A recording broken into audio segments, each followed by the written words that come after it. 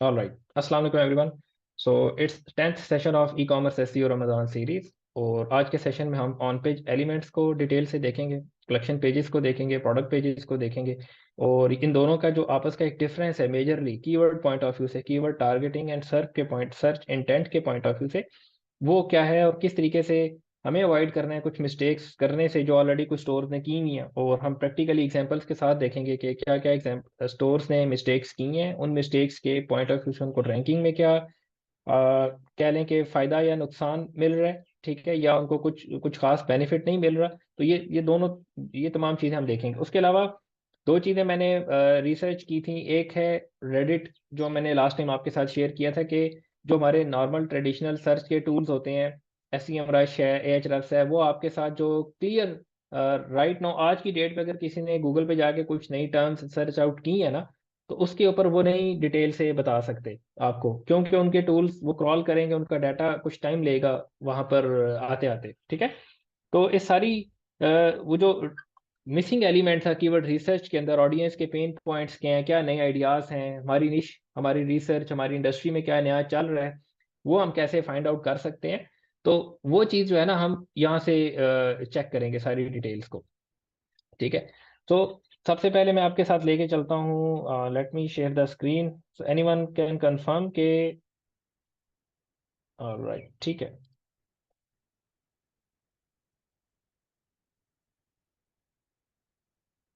Okay, so here is the screen right now.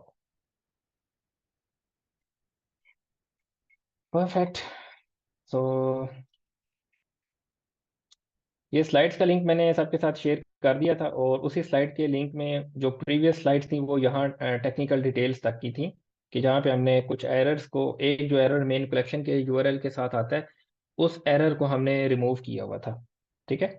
सो हम चलते हैं वापस अपने नेक्स्ट सेशन की तरफ, जो सेशन 10 है हमारा, ठीक है। तो सबसे पहले हम देखते हैं कि जो ऑन पेज के हमारे एलिमेंट्स हैं, what are the basic elements. तो ये बहुत सारे लोगों को पता है, जो बिगनर होगा उसको आइडिया नहीं होगा कि यार ऑन पेज के क्या एलिमेंट्स होते हैं, ठीक है। तो आपका जो भी पेज है, आइदर वो कोई प्रोडक्ट पेज है, वो कोई ब्लॉग पेज है, आप लोकल एसईओ कर रहे हो, आप ई कॉमर्स आप जो भी कर रहे हो, these things will remain the same. जब ये चीज़ें सेम है, प्रीवियसली सर्च का इंटेंट सेम है, कीवर्ड रिसर्च के प्रोसेसेस सेम है, तो इसलिए हम कहते हैं कि यार SEO is same for everything. कुछ जगहों पे जाके मेथडोलॉजीज डिफरेंट हो जाती हैं, ट्रिक्स थोड़ी डिफरेंट हो जाती है, लेकिन जो उसका कोर कॉन्सेप्ट है ना, it will remain the same, ठीक है। तो हम मूव करते हैं अपने इस ऑन पेज एलिमेंट्स की लिस्ट की तरफ। तो सबसे पहले हमारे पास मेटा टाइटल है, ठीक है। मेटा टाइटल क्या है? सिंपली ये जो पहली तीन चीजें, मैं यहाँ पे एक स्पेस ऐड कर देता हूँ। पहली जो तीन चीजें ये गूगल के लेवल पे हमें शो होती हैं, कि जब भी कोई हम कीवर्ड लिखेंगे, हमारा कस्टमर कीवर्ड लिखेगा, तो वो तीन चीजें देखते हैं मेजरली। इमेजेस वगैरह भी देखते हैं, लेकिन जो रिटर्न फॉर्म में हमारे पास वो मेटा टाइटल है, Meta description and the URL है, ठीक है। So let's do a quick practical. मैं यहाँ पे लिख देता हूँ लेदर डफल बैग, ठीक है। और लें जी, ये हमारे पास कुछ डफल बैग उसने शो कर दिए हैं। और अब मैं यहाँ पर अगर देखूँ तो सबसे पहले हमारे पास ये ब्रेड क्रम्ब का ऑप्शन शो कर रहा है यहाँ पे, ठीक है। उसके साथ ही हमें लेदर, ये आपके साथ देख रहे हैं कि मेटा टाइटल हमें शो कर रहा है, उसके साथ यहाँ नीचे हमें मेटा डिस्क्रिप्शन शो कर रहा है, ठीक है। So meta title and meta description की हमें एक स्पेसिफिक लेंथ दी गई है, 60 कैरेक्टर्स तक हम टाइटल रखें, और जो डिस्क्रिप्शन है वो हम 155 to 60 कैरेक्टर्स के दरमियान रखें। अब देखें, जैसे अब ये स्टोर है, इस स्टोर की डिस्क्रिप्शन यहाँ से आगे से थोड़ी सी कट हो रही है। So the best practices are कि आप अपनी मेटा डिस्क्रिप्शन को 155 कैरेक्टर्स तक रखें, ठीक है। उसके साथ ही आपको जो कुछ स्टोर्स होंगे, उनके सर्च रिजल्ट्स में आपको पूरा एक इमेज पैक नजर आएगा। राइट नाउ गूगल ने ये 7 इमेजेस का इमेज पैक दिखाना शुरू किया है कुछ 3-4 दिन पहले से। सो गूगल जो है राइट नाउ हैवीली टेस्टिंग कर रहा है ई कॉमर्स चीज़ों के ऊपर, ई कॉमर्स सर्च के ऊपर। और बट आई थिंक कि जो गूगल है with the passage of time अपने आप को एक ई कॉमर्स फंक्शनैलिटी के अंदर ले जाएगा, यानी कि कोई कस्टमर आएगा। अब जैसे अगर मैंने एक प्रोडक्ट सर्च की, मुझे ये प्रोडक्ट यहाँ पे पसंद आ गई है, पसंद आ गई, मैं इस पर क्लिक करूंगा, ठीक है। और इस पर क्लिक करूंगा, यहाँ मुझे अब इसी प्रोडक्ट की डिटेल्स नजर आना स्टार्ट हो जाएंगी, कि ये प्रोडक्ट जिस स्टोर का है, चलो है, लेकिन इसकी क्या डिटेल्स हैं, किस तरीके की डिटेल्स हैं, ठीक है, उसके क्या रिव्यूज हैं और उससे रेलिवेंट क्या ऑप्शंस हैं। माइट बी ऐसा ऐसा भी हो सकता है कि फ्यूचर में पता चले वेबसाइट पे जाना ही नहीं पड़ रहा, यहाँ गूगल पे खड़े खड़े ही कस्टमर ने चीज पसंद किया और गूगल पे से पे किया, चल भाई अल्लाह अल्लाह खैर से अल्लाह। क्यों? क्योंकि जो पॉलिसीज हैं वो ऑलरेडी अलाइंड है गूगल के साथ, और गूगल को तमाम मेटा डाटा के थ्रू इंफॉर्मेशन मिल रही है हर उस वेबसाइट की, हर उस पेज की। ठीक है, एक मिनट। ऑलराइट, मुझे लग रहा है कि मेरी आवाज़ शायद नहीं जा रही।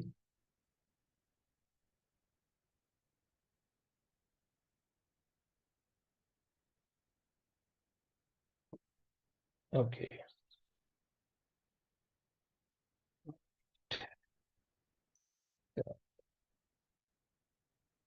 ओके, देखते हैं अभी मैं वहाँ पे आवाज़ रिसीव होती है या नहीं। खैर, so with the passage of time हो सकता है कि ये चीज़ उस तरफ चली जाए। ठीक है, तो हम लोग मूव करते हैं नेक्स्ट अपने इसकी तरफ। तो हमने मेटा टाइटल देख लिया, मेटा डिस्क्रिप्शन हमने देख ली। ठीक है, नेक्स्ट हम चलते हैं जो हमारा यूआरएल या जो ब्रेड क्रम्ब वाला पार्ट होता है। ठीक है, यूआरएल जब हम पेज पे चले जाएंगे तब हमें नजर आएगा, लेकिन जो ब्रेड क्रम्स होते हैं वो हमें यहाँ पे थोड़े बहुत डिस्प्ले होना स्टार्ट हो जाते हैं। ठीक है, अब जैसे इनका जो पेज है वो राइट नो यहाँ पे रैंक हुआ है, जो ऑल वाला शॉपिंग कलेक्शन स्लैश ऑल वाला पेज होता है। परफेक्ट। ठीक है, अब कुछ स्टोर्स ऐसे हैं जो यहाँ पे आपको सिंगल इमेज शो करेंगे, और कुछ स्टोर्स ऐसे हैं जिन्होंने मल्टीपल इमेजेस वाला जो सर्प है वो यहाँ पे विन किया हुआ है। सो अब ये कैसे होता है, ये हम इसको देखेंगे जब हम इमेज ऑप्टिमाइजेशन या टेक्निकल डिटेल्स को देख रहे होंगे। हम वापस चलते हैं अपने इस चेकलिस्ट की तरफ। उसके बाद हमारे पास आ जाता है H1 टैग्स या हेडिंग स्ट्रक्चर आ जाता है पेज का। तो जब भी आप शॉपिफाई स्टोर को या ई कॉमर्स स्टोर को देख रहे होंगे तो okay, just give me a second guys. देखो, हाँ जी, वालेकुम अस्सलाम भाई। ऐसे 32 नंबर लाइन का।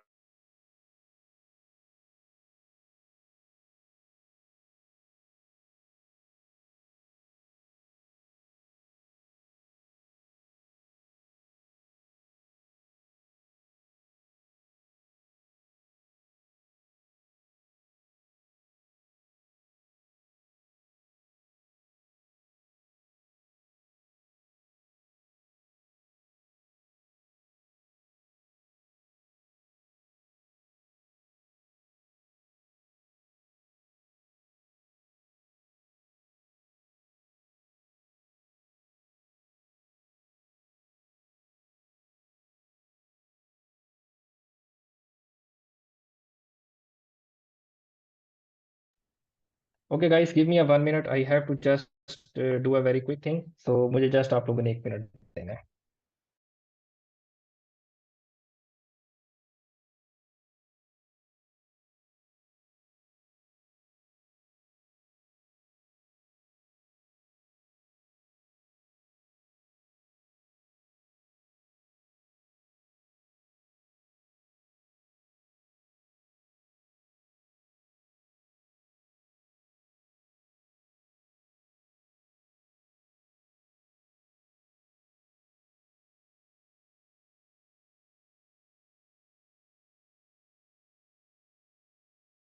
थैंक यू जी, माजरत फॉर द डिले। तो हम उसको कंटिन्यू करते हैं। ऑलराइट, चलें। तो हम अपने उसी कीवर्ड को लेके चलते हैं सबसे। इसको मैं टॉप पे जाता हूँ, बफेलो जैक्सन। इस साइट को हम कंटिन्यूसली देखते आ रहे हैं स्टार्ट से। जो लोग हमें शुरू से जिन्होंने हमें ज्वाइन किया है उनको काफ़ी बखूबी आइडिया होगा इस वेबसाइट का। ठीक है, so this is buffalo Jackson. तो अब हम इसको थोड़ी देर के लिए अपना क्लाइंट समझ लेते हैं। ठीक है, या अपनी वेबसाइट समझ लेते हैं, या कुछ भी समझ के तो इसका एनालिसिस करते हैं कि जो उधर ऑन के फैक्टर लिखे हैं वो यहाँ पे कैसे हैं और उसकी बेस्ट प्रैक्टिसेस क्या होनी चाहिए। ठीक है, तो ये एक एक्सटेंशन है, डिटेल्ड एसईओ एक्सटेंशन। ये एक्सटेंशन आप सब लोगों ने इंस्टॉल कर ली होगी, तो इसके थ्रू हम काफ़ी चीज़ों का एनालिसिस कर सकते हैं। अच्छा, एक चीज़ आपने देखी है, यहाँ टाइटल में गिवन है best leather duffel bags for man, और आगे उसने बफेलो जैक्सन ब्रांड नेम लिखा हुआ है। लेकिन अगर आप सर्च में आए तो यहाँ ब्रांड नेम शो नहीं हो रहा। तो ये पहली चीज़ है। तो एक प्रैक्टिस हुआ करती थी किसी टाइम पे कि लोग क्या करते थे, primary keyword plus secondary keyword. ठीक है, और फिर ऐसे सेपरेटर डाल के फिर यूं इस तरह ब्रांड नेम लिख दिया करते थे। या इसमें से सेकेंडरी कीवर्ड निकाल दें, सिर्फ प्राइमरी कीवर्ड, ठीक है, और उसके साथ कुछ ऐसी कैची सी एक दो वर्ड्स और उसके साथ ब्रांड नेम लिख दिया करते थे। तो राइट नाउ क्या हो रहा है कि जो गूगल ने कुछ टाइम पहले क्या करना स्टार्ट कर दिया था, ब्रांड नेम कट कर दिए थे तमाम, बहुत सारे ब्रांड्स के, ठीक ठीक है। तो अगर आप लोगों की ब्रांड सर्चेज देखेंगे तो उनके जो आगे से ब्रांड नेम्स हैं वो अब अवेलेबल नहीं है। अब जैसे यहाँ पर है, इसका ब्रांड नेम है अवेलेबल नहीं है, इसका अवेलेबल नहीं है, ठीक है। और आप टॉप पर आए, इसका भी अवेलेबल नहीं है। तो अब यहाँ पर अगर ब्रांड नेम अवेलेबल नहीं है तो इट मीन्स के जो 60 कैरेक्टर्स की लिमिट है, अब इस ब्रांड ने क्या किया हुआ है, इसने यहाँ पे, अगर मैं टॉप पे आऊँ तो इसने, ये देख रहे हैं इतने कैरेक्टर्स जो हैं, मैं सारे को कॉपी कर लेता हूँ, कॉपी, और एक सिंपल सा टूल है, इसके अंदर जाके मैं आपको इसके बारे में समझाता हूँ। अब देखें ये जो डिस्क्रिप्शन उन्होंने लिखी है, ये लिखी है 50 कैरेक्टर्स की, और इतनी चीज तो गूगल में शो ही नहीं हो रही। जब शो ही नहीं हो रही तो मैं अगर इसको कट कर दूं तो राइट नाउ 33 कैरेक्टर सिर्फ यूटिलाइज हो रहे हैं, ठीक है। इट मीन्स के मैं इसको इम्प्रूव कर सकता हूँ या इसमें कोई फर्दर इंप्रूवमेंट लेकर आ सकता हूँ, इसमें मैं इसको 60 कैरेक्टर्स तक लेकर जा सकता हूँ, ठीक है। तो आप लोग जब अपनी मेटा टाइटल्स लिखेंगे तो आपने अच्छे तरीके से लिखना।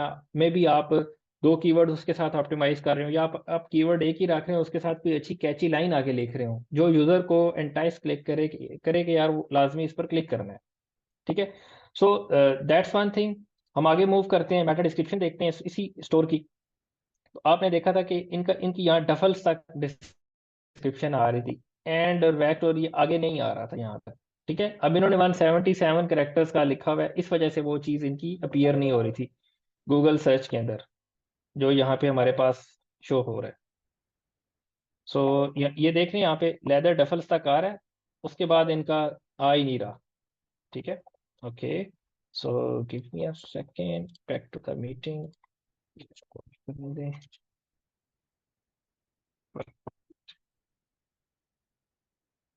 ऑलराइट, ठीक है। यहाँ तक हमारा क्लियर हो गया कि हमारे पास मेटा टाइटल डिस्क्रिप्शन हमने देख ली। अब हम इसके इसी स्टोर के हेडिंग स्ट्रक्चर को देख लेते हैं कि जो इसका इस स्टोर का हेडिंग स्ट्रक्चर है वो किस तरीके का। आप देख रहे हैं सबसे पहले इसने यहाँ टॉप पे जो कीवर्ड है वो कवर किया हुआ है, लेदर डफल बैग, सिंपल। और कलेक्शन में हमेशा हम ऐसे ही करते हैं कि जो हमारा H1 टाइटल होगा, it must be H1 title जो इसने यहाँ पे मेंशन किया हुआ है। तो अगर मैं अपनी एक्सटेंशन के थ्रू दोबारा जाकर देखूं तो यहाँ बॉटम पे करूंगा, मुझे शो हो रहा है कि एक H1 है, ठीक है। और हेडिंग्स पर मैं क्लिक करूंगा तो मुझे यहाँ पे शो होगा कि leather duffel bags is the H1 title. फिर उसके साथ यहाँ जो ये फिल्टर्स लगे हैं ये H4 के अंदर शो हो रहे हैं, उसके साथ हम आगे चलते हैं। तो यहाँ आगे इन्होंने तमाम प्रोडक्ट्स के नाम वगैरह यहाँ पे लिख दिए हैं। थोड़ा सा नीचे आए तो यहाँ leather duffel bags make travelling more efficient. अब यहाँ पे वो क्या कर रहे हैं, एक और कीवर्ड कवर कर रहे हैं। लेदर डफल बैग्स क्योंकि इस्तेमाल होते हैं ट्रैवलिंग के पर्पस के लिए भी इस्तेमाल होते हैं, ज़्यादातर लोग इसको ट्रैवल के अंदर लेके जाते हैं। तो उसने क्या किया है, मेन कीवर्ड प्लस अगेन एक और मेन कीवर्ड, ट्रैवल वाला जो कीवर्ड था, इन दोनों को कंबाइन किया है। लेकिन अब यहाँ से आपने एक चीज़ अंडरस्टैंड करनी है, एक और मिथ। हम कहते हैं कि जी मैं सारे को दोबारा से कॉपी करता हूँ और अपनी इस मेन के अंदर शीट के अंदर आता हूँ और इसी को मैं थोड़ा सा इस तरफ लेके जाता हूँ, और मैंने ये इनका यहाँ पे टाइटल लिख दिया, ठीक है। ओके, सो यहाँ तक हमने leather duffel bags make travelling more efficient क्यों नहीं आया, एक मिनट, थोड़ा सा मुझे उसको जाके कॉपी कर लेते। चलो ये कॉपी हो गया, हम वापस इस शीट में आते हैं और यहाँ पेस्ट कर देते हैं। अच्छा, अब यहाँ पर देखें आपके, ये इनका H2 टाइटल है। H1 में उन्होंने सिर्फ और सिर्फ लेदर डफल बैग्स तक रखा था। अगर मैं इसको दोबारा कॉपी कर लूँ, ठीक है, H1 था और ये इनका H2 टाइटल है, लेदर डफल बैग्स। आगे उसकी एक यूटिलिटी है ट्रैवलिंग, कि वो इस्तेमाल किधर होता है, उसके साथ उन्होंने उसको मेंशन कर दी कि travelling, make travelling more efficient, ठीक है। अगर हम वापस आए, जो हमने कीवर्ड्स को मैप किया था अपने एक लेक्चर के अंदर, जहाँ पे हमने देखा था कि यार कलेक्शन के लिए क्या कीवर्ड्स होने चाहिए, और उसके अंदर जो हमारे पास लेदर का डफल बैग था, यहाँ पर देखें मैंने leather duffel bag, overnight bag, Weekender bag, travel bags. अब ये जो डफल बैग है ये तो इस बैग का नाम है। जो अगले तीन कीवर्ड्स यहाँ पे मैंने मेंशन किए थे कि यार ये मेरे एक तरह के ना प्राइमरी कीवर्ड्स होंगे जो मेरे इस टॉपिक के अंदर कवर हो रहे होंगे, तो वो तमाम के तमाम मैंने यहाँ पे मेंशन कर दिए हैं। सो इस स्टोर ने जो ट्रेवल वाला एग्जैक्टली वो वर्ड था वो कैसे अपने टाइटल के अंदर, H2 टाइटल के अंदर लेकर आया है, वो हमने देखा यहाँ पे। ठीक है, कितने अच्छे तरीके से उसने ट्रेवलिंग को मेंशन किया है ना, उसने मेंशन किया है। बल्कि उसके साथ ही उसने नीचे लेदर डफल बैग्स कलेक्शन, ठीक है, और आगे उसने सारी ये लाइन जो लिखी है वो ट्रैवल के साथ लिखी है, ट्रैवल को उसने रिलेट किया यहाँ पे। और ऐसे वे में उसने लिखा है कि उसने कोई हिस्ट्री नहीं बताई, उसने स्ट्रेट एक कॉपी लिखी और एक अच्छे कॉपी राइटिंग स्टाइल में लिखी कि यूजर उसको पढ़े ना तो उसको लगे कि वाह यार हूं तो मैं एडवेंचर कर सा। ठीक है, when adventure calls you, you need to be ready to answer. पहली लाइन मजे की लाइन है, जबरदस्त लाइन है, बंदा पढ़ के लगता है कि यार वाह क्या बात है। ठीक है, फिर नेक्स्ट कहते हैं जी, with our signature connection you can say hello, जो भी एडवेंचर आपको आए, विदाउट सेकंड गेसिंग कि आपने क्या करना है, कौन सा बैग लेना है, कौन सा बैग नहीं लेना। तो उसने बड़े मजे से क्या किया है, कस्टमर के माइंड में एक चीज थी कि मैं ट्रैवल करने जाऊंगा, मैं ट्रैवलिंग करूंगा, मुझे एक बैग चाहिए होगा, मैं कैसा लगूंगा, ये कस्टमर के माइंड में चीजें हैं। उसकी इन लाइंस ने कस्टमर के माइंड की नीड को फुलफिल किया। ठीक है, उसके साथ ही यहाँ पर नीचे उसने क्या किया, फिर अगेन एक और सेकंड हेडिंग H2 डाली है, और उस H2 के अंदर उसने मजीद अपनी प्रोडक्ट को एक्सप्लेन किया है। और अपने इस पेज को एक्सप्लेन करते करते उसने अपनी दो प्रोडक्ट्स को यहाँ पे देख रहे हैं इंटरनली लिंक किया है यहाँ पे। फिर उसके साथ हम आगे चलते हैं, फिर नेक्स्ट कहता है जी, don't stop at all leather bags. अब ये हेडिंग लिखने का मकसद क्या है, यहाँ पे उसने अगेन H2 हेडिंग में लिखा और अपना कीवर्ड भी कवर कर लिया, और नेक्स्ट कलेक्शंस को अपने इस पेज पे इंटरलिंक करने के लिए उसने एक कहानी डाल दी यहाँ पे, सिंपल सी बात है। तो उसने H2 के अंदर ये तमाम नेक्स्ट स्टोरी यहाँ पे ऐड की कि आप खाली लेदर डफल बैग्स पे ना रुकें, साढ़े को और भी बड़ा कुछ पे है तो वो भी ले लो। और क्या क्या है जी, हमारे पास वैक्स कैनवस के बैग्स हैं, बैक पैक्स हैं, लेदर के और काफ़ी सारे प्रोडक्ट्स अवेलेबल हैं। फिर एंड में उसने क्या किया, एक फ्रीक्वेंटली आस्क्ड क्वेश्चन जो है, FAQs relevant to leather bag, short से क्वेश्चंस जो कि कस्टमर की नीड है, जो बैग लेते हुए फौरन वो सर्च कर रहा होता है कि क्या ये वाकई ठीक है, ये किस पर्पस के लिए यूज हो सकता है, क्या इनका लेदर जो इस स्टोर का लेदर है वो ठीक है या नहीं है, क्या ये बैग्स वाटर प्रूफ हैं या नहीं है। ठीक है, इस तरीके से उसने क्या किया, अपने पूरे हेडिंग स्ट्रक्चर को ऑप्टिमाइज किया, और ऐसे ऐसे ऑप्टिमाइज किया कि उसने उसमें अपने कीवर्ड्स को अच्छे तरीके से कवर कर लिया। अब देखें यहाँ पे उसने एक एक यूटिलिटी जो लेदर के ट्रैवल के साथ थी उसको कवर किया। सेम लेदर के बैग्स जिम के अंदर इस्तेमाल हो सकते हैं, सेम लेदर के बैग्स बड़े बड़े जो आर्ट के डायरेक्टर स्टूडियोज के लोग होते हैं वो कैरी ऑन करते हैं। सो आप इसी तरह की मजीद हेडिंग्स डाल सकते हैं, जैसे इसने एक यूज को यहाँ पे हाईलाइट किया, आप दो तीन यूजेस को हाईलाइट कर सकते हैं ताकि उनसे रेलिवेंट जो क्वेरीज हैं वो भी आप टारगेट करना स्टार्ट कर दें।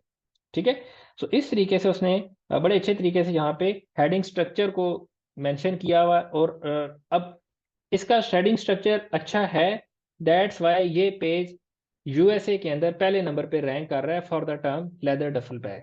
ठीक है, तो इस तरीके से हमने अपने कंपेटिटर्स को साथ साथ एनालाइज करना है, अंडरस्टैंड करना है कि यार वो क्या कर रहे थे। अच्छा, अब लास्ट हमने वीकेंड पे जो सेशंस किए, सिमेंटिक SEO सेशन, मैं कहता हूँ कि जी मुझे सिमेंटिक SEO की कोई समझ नहीं है, और मुझे जो किसी ने समझाया मुझे उसका भी नहीं पता। अब मेरे पास क्या ऑप्शन है कि मैं कैसे लर्न कर सकता हूँ सिमेंटिक्स को। तो मेरा मुझे वो साइट फाइंड आउट करनी है जिसका मुझे पता चले कि यार ये साइट जो थी, ये कोरे ने अपनी केस स्टडीज में बताई है, और इस साइट को उसने बड़े अच्छे तरीके से इस पर सिमेंटिक SEO इम्प्लीमेंट की है, और ये एक शॉपिफाई स्टोर है बेसिकली। सो अब मेरा काम क्या होगा एज एन SEO, मैं स्टोर के पीछे पड़ जाऊंगा, उस स्टोर का पूरा स्ट्रक्चर एनालाइज करूंगा डिटेल से A to Z, इनकी कितनी कलेक्शंस हैं, हर कलेक्शन में प्रोडक्ट्स कितनी हैं, इनका हेडिंग स्ट्रक्चर क्या था, इनके इंटरनल लिंक्स के जो एंकर्स लगे हैं वो किस एंकर के साथ किस पेज के ऊपर जा रहे हैं, और इनके पेज के URLs क्या हैं, ओवरऑल तमाम वो डिटेल्स में देखना स्टार्ट कर दूंगा। इनके ब्लॉग्स किस तरीके के हैं। ठीक है, इनका इनका जो ब्लॉग है वो कितनी कितनी डिटेल, कितनी डेप्थ का ब्लॉग है, कितने ब्लॉग्स लिखे हैं इन्होंने, ब्लॉग्स को आपस में कैसे इंटरलिंक किया है, ब्लॉग्स को कलेक्शंस के साथ, ब्लॉग्स को प्रोडक्ट्स के साथ कैसे इंटरलिंक किया है, ये तमाम स्ट्रेटजी मैं उस स्टोर की एनालाइज कर लूंगा। जब इतना मैं एनालिसिस, डिटेल्ड एनालिसिस 4-5 घंटे लगा लूंगा, अब मुझे एक एक ओवरव्यू मिलना स्टार्ट हो जाएगा। भले मुझे नहीं पता कि वो टर्मिनोलॉजीज जो कोरे इस्तेमाल करता है वो क्या हैं या क्या नहीं है, वो टर्मिनोलॉजीज वहाँ पे कैसे यूज होती हैं, वो कंटेंट ब्रीफ्स कैसे बनती हैं, मुझे नहीं पता। लेकिन इस डिटेल्ड एनालिसिस से कम एक अपना एनालिसिस बिल्ड कर लूंगा कि यार अगर मुझे सेम साइट स्टार्ट करनी है, या मुझे उस तरीके के क्लाइंट को हेल्प आउट करना है, तो मेरे पास एक एक वो ना एक नटशेल में एक स्ट्रेटजी आना स्टार्ट हो जाएगी। तो आप इसको हम नॉर्मली एसईओ में रिवर्स इंजीनियरिंग कहते हैं, कि आप कोई भी कंपेटिटर देखते हैं उसको रिवर्स कर रहे हैं, उसके वन बाय वन उसके पेजेस को अंडरस्टैंड करने की कोशिश करते हैं कि यार ये पेज है, ये पेज कितनी ट्रैफिक ले रहा है और इस पेज का क्या डिटेल्ड एनालिसिस चल रहा है। ठीक हो गया। नेक्स्ट हम मूव करते हैं अपने नेक्स्ट फैक्टर की तरफ, जो यहाँ पे मैंने मेंशन किए हैं, इमेज ऑल टैग्स। ठीक है, बाद औकात कलेक्शन पेजेस पे लोगों ने टॉप पे इमेजेस लगाए होते हैं, जैसे इसने लगाया हुआ है, और इसके इमेज के अंदर इमेज ऑल टैग होना चाहिए। ठीक है, उसके साथ जो ये अब ये जो जितनी नीचे इमेजेस हैं, ये तो प्रोडक्ट पेजेस की इमेजेस यहाँ पे पुल हो रही हैं, तो अब प्रोडक्ट पेजेस के जो जो ये फीचर्ड इमेजेस हैं उनके भी इमेजेस ऑल टैग्स होने चाहिए, प्रॉपर होने चाहिए। ठीक है, नेक्स्ट पे आते हैं हम। अब डिस्क्रिप्शन मैंने यहाँ पे मेंशन किया दो टाइप्स की, short description and long description. अब ई कॉमर्स स्टोर्स के अंदर, बहुत सारे स्टोर्स के अंदर एक इशू होता है कि लोगों ने डिस्क्रिप्शंस लिखी नहीं होती, ओके, खाली छोड़ी हुई है। ठीक है, जैसे मैंने आपके साथ एक स्टोर शेयर किया था, WP स्टैंडर्ड, और इस स्टोर को मैं ओपन करता हूँ। तो इनके बैग्स पे हम क्लिक करते हैं, एंड ये इनकी एक कलेक्शन है, लेदर टोट बैग्स। ठीक है, अब अगर मैं इनकी कलेक्शन लेदर टोट बैग्स देखूं, तो ये कलेक्शन पहले दूसरे नंबर पे रैंक कर रही है, ये पेज रैंक कर रहा है, लेकिन यहाँ पे राइट नाउ कोई कंटेंट अवेलेबल नहीं है। तो बीइंग एन एसईओ, मैं अगर यहाँ पे रैंक करना चाहता हूँ, मैं अपना स्टोर देख रहा हूँ, तो मेरे पास अपॉर्चुनिटी है कि यार अगर इसने ना लिख कर ये रैंक कर रहा है, तो मैं लिख कर रैंक कर लूंगा। ठीक है, अब आपने ये भी एक कलेक्शन पेज है, और ये जो स्टोर था ये भी एक कलेक्शन पेज है, लेकिन आप दोनों पेजेस का एक दफा व्यू कंपैरिजन कर लें कि यार इसने कितने अच्छे तरीके से कीवर्ड भी लिखे है, साथ यहाँ पे एक अच्छी सी शॉर्ट डिस्क्रिप्शन लिखी है, और उसके बाद इसने इसका कंटेंट है, पेज की प्रोडक्ट्स है सारी, और बॉटम पे जाके इसने लॉन्ग डिस्क्रिप्शंस लिखी हैं। अच्छा, पहला इशू ये होता है कि लोगों ने डिस्क्रिप्शंस लिखी नहीं होती, जैसे स्टोर ने लिखी कोई नहीं। और दूसरा इशू ये होता है कि अगर लिखी है, तो वो ये यहाँ पे टॉप पे पूरा एक ना वो पहाड़ बना के रख देंगे डिस्क्रिप्शन का, 500 वर्ड की डिस्क्रिप्शन डाल देंगे कैटेगरी के टॉप पे। जब वो टॉप पे डिस्क्रिप्शन आ जाएगी, तो वो जो ऐसा लगेगा कि ये ब्लॉग है, कोई ब्लॉग रीड कर रहा है बैठ के बंदा। ठीक है, फॉर एग्जाम्पल मैं अगर आपको एग्जाम्पल इसी स्टोर से देता हूँ, मैं स्टोर के बॉटम पे आता हूँ, यहाँ आके मैं सिंपली इसको इंस्पेक्ट करता हूँ, मैं इसके मोबाइल व्यू में जाता हूँ। ठीक है, अब आप यहाँ से देखें कि अगर इस स्टोर ने ये जितना बॉटम वाला पोर्शन है ये टॉप पे डाला होता है, और मैं यूजर हूँ, मैं यहाँ से इस पेज को देख रहा हूँ आके, तो मैं इसको थोड़ा सा स्क्रॉल डाउन करूंगा, फिर मजीद स्क्रॉल डाउन कर रहा हूँ, कितना मुझे स्क्रॉल करना पड़ रहा है, तब मैं अपने नीचे वाले सेक्शन की तरफ आ रहा हूँ।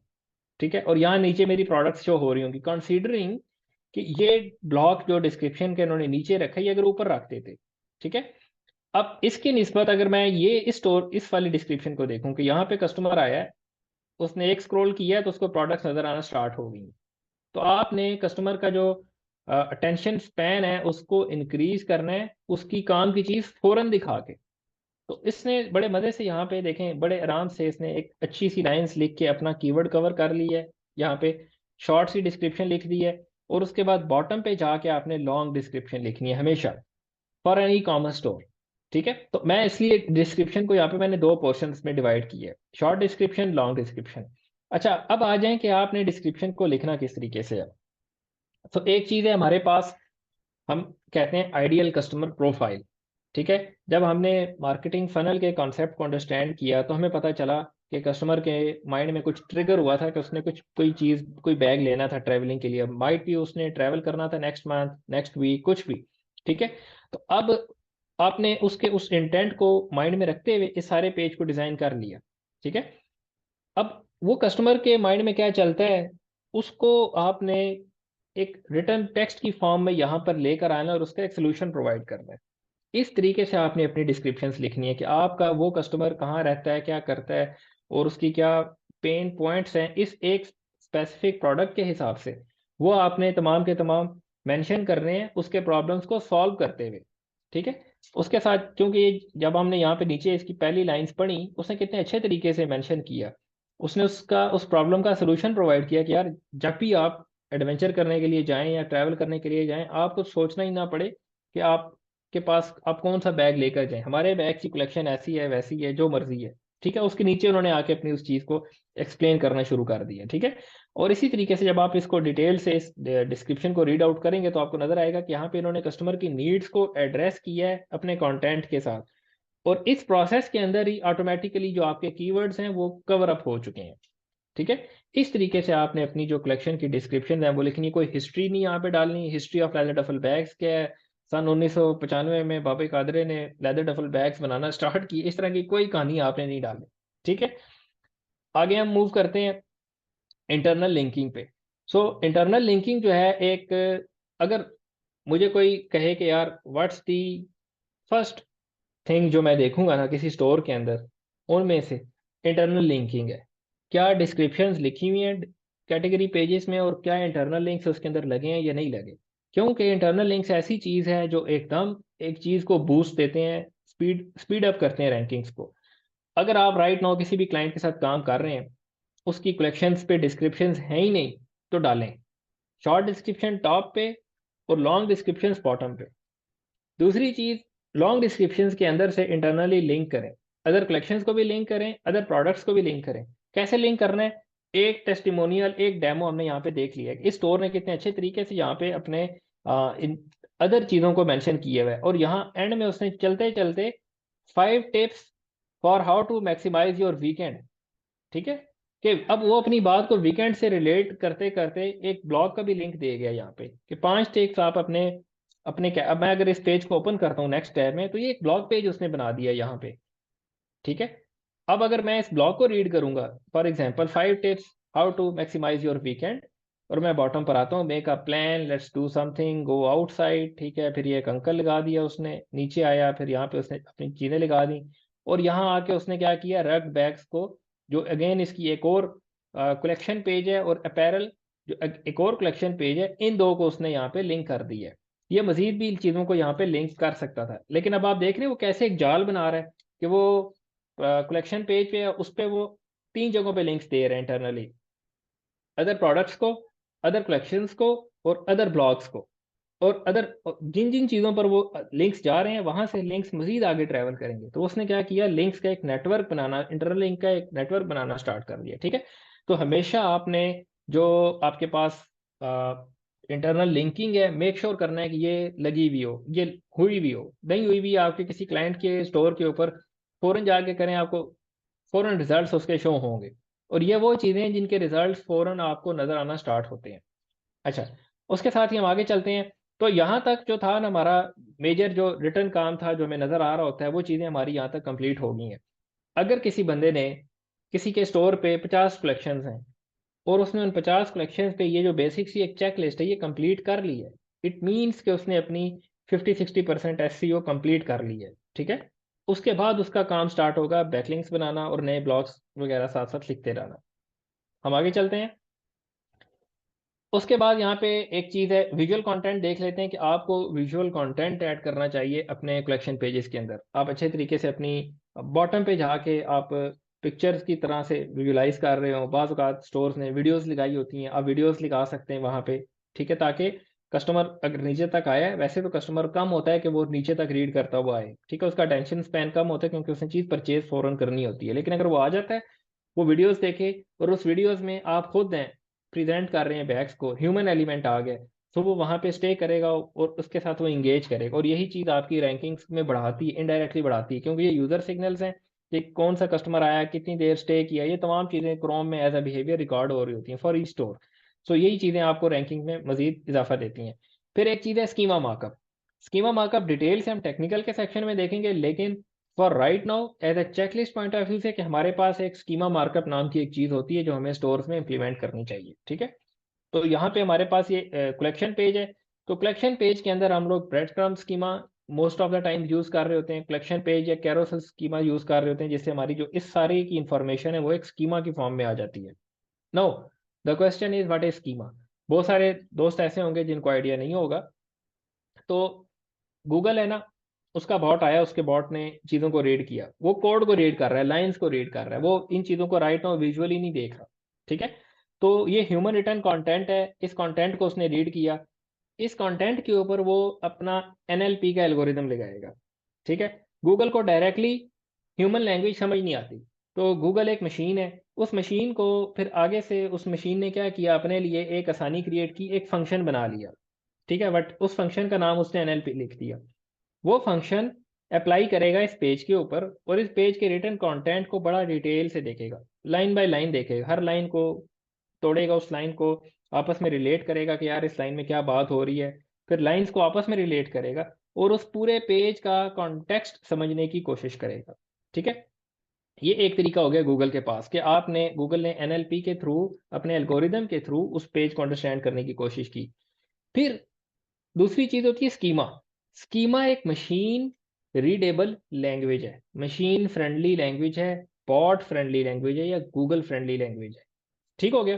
तो आपने, गूगल फर्ज करो पश्तो बोलता है और हम लोग हैं उर्दू स्पीकिंग, ठीक है, तो अब अगर हम गूगल को पश्तो में एक पेज समझाएंगे तो गूगल उस पेज को बड़ा आसानी से समझ लेगा, इंस्टेड ऑफ कि हम उसको उर्दू में समझा रहे। उर्दू में भी उसने एक ट्रांसलेटर रखा हुआ है कि जा यार ये पेज जरा उर्दू में है, इसको पश्तो में ट्रांसलेट करके लेके, just for the sake of आसानी समझने के लिए। ठीक है, तो वो लैंग्वेज बैरियर खत्म हो गया, अब उसने उस पेज को अच्छे तरीके से अंडरस्टैंड कर लिया।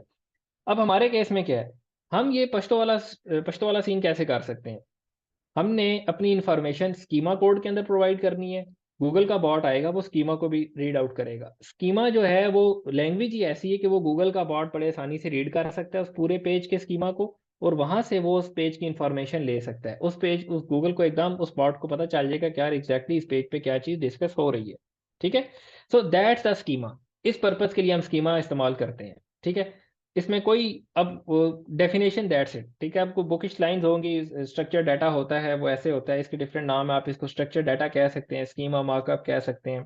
ठीक है, अच्छा स्कीमा जो है वो डिफरेंट टाइप से लिखा जा सकता है, लेकिन हम लोग जो schema most of the time use करते हैं वो जेसॉन एलडी स्कीमा यूज करते हैं। ठीक है, मैं सिंपली यहाँ पे जेसॉन एलडी स्कीमा, तो ये बेसिकली एक लैंग्वेज है, जावास्क्रिप्ट ऑब्जेक्ट नोटेशन। ठीक है, और लिंक डाटा फॉर्मेट इसका डिटेल्ड अगर आप नाम देखना चाहते हैं, और इस लैंग्वेज के अंदर हम लोग अपना एक कोड लिखते हैं या लिखे हुए कोड को अंडरस्टैंड करने की कोशिश करते हैं ताकि हमें पता चल सके कि क्या चीज़ चल रही है। अब आपने देखना, आपको फर्ज करें नहीं पता कि कौन सा स्कीमा इंप्लीमेंट करना है, आपने कीवर्ड लिखा, कीवर्ड के अंदर टॉप 10 रिजल्ट्स आ गए, one by one pages open करें, उन पेजेस का स्कीमा फाइंड आउट करने की कोशिश। अब स्कीमा कहाँ से फाइंड आउट करना है, क्वेश्चन ये है। सबसे पहला तरीका आपके पास क्या है कि आप यहाँ पे सिंपली कंट्रोल यू प्रेस करें तो आपको इस पेज का जो बैकएंड कोड है वो नज़र आ जाएगा। ठीक है, इस कोड के अंदर आप सिंपली जाएं, कंट्रोल एफ करें और एल डी प्लस लिखेंगे तो आपके पास, ओके ये आ गया, सॉरी एक मिनट, थोड़ा सा मैं आगे आ गया हूँ। ठीक है, तो यहाँ से आप ये देखें तो ये इस पेज का यहाँ से इन्होंने स्कीमा स्टार्ट किया हुआ है। ठीक है, स्क्रिप्ट, और यहाँ से ये सारा का सारा स्कीमा का कोड चल रहा है। अच्छा अब ये लाइन क्योंकि इतनी बड़ी लाइन है तो ये डिटेल आगे तक इस तरह वन लाइनर इस तरीके से जा रही है। ठीक है, लेकिन ये सारे का सारा इनका ये स्कीमा का कोड है। अच्छा मैं अभी देख लेता हूँ कि यार ये कितनी लंबी लाइन है। ओके फाइन, ये देख रहे हैं यहाँ तक, ये स्क्रिप्ट तक इनकी ये सारी की सारी लाइन आ रही है। अच्छा इस सारे को मैंने कर लिया कॉपी।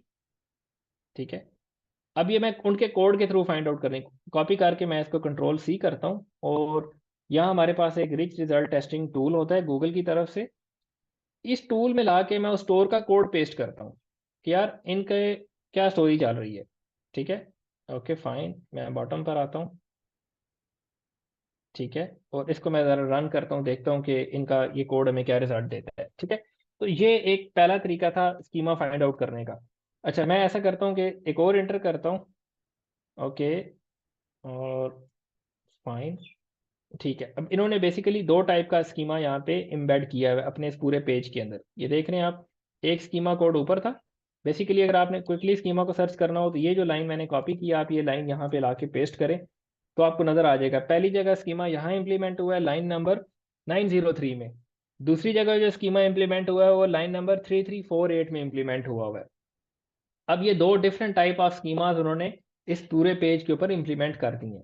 अच्छा अब ये पहला तरीका है, हमने कोड में जाके फाइंड आउट किया कि इनके स्कीमा के कितने ब्लॉक्स, हम इसको ब्लॉक कह देते हैं, पहला ब्लॉक स्कीमा के इन्होंने, फिर दूसरा ब्लॉक, दो स्कीमा के ब्लॉक्स इन्होंने ऐड किए हैं। हमने पहला ब्लॉक कॉपी किया था, उठा के यहाँ पे पेस्ट किया था। ये इन्होंने एफ ए क्यू स्कीमा बनाया हुआ है, जो इनका जो पेज है ना यहाँ बॉटम पे, आल्दो के राइट नाउ गूगल ने FAQ स्कीमा डिसेबल कर दी है कुछ टाइम से, लेकिन क्योंकि ये स्टोर पहले का बना हुआ होगा, इनकी प्रैक्टिसेस लगी हुई होंगी तो इन्होंने उसको डिसेबल नहीं किया। और ना ही उसको डिसेबल करके कोई फायदा भी है, ठीक है। उन्होंने अपने पेज को अच्छे तरीके से गूगल को एक्सप्लेन किया हुआ है कि मेरा ये पेज है, इस पेज पे ये क्वेश्चंस लगे हुए हैं, तो वहां से गूगल एकदम अंडरस्टैंड करेगा कि यार अच्छा ये क्वेश्चंस डिस्कस हो रहे हैं, इट मीन्स के ये जो पेज है ना ये वाले बैग सेल कर रही है, यहाँ पे ये डिस्कशन हो रही है। तो ये पहला स्कीमा टाइप था। ओके मुबशिर भाई प्लीज ये इस तरह की काम नहीं करें, ड्राइंग्स नहीं बनानी, ठीक है। हम्म।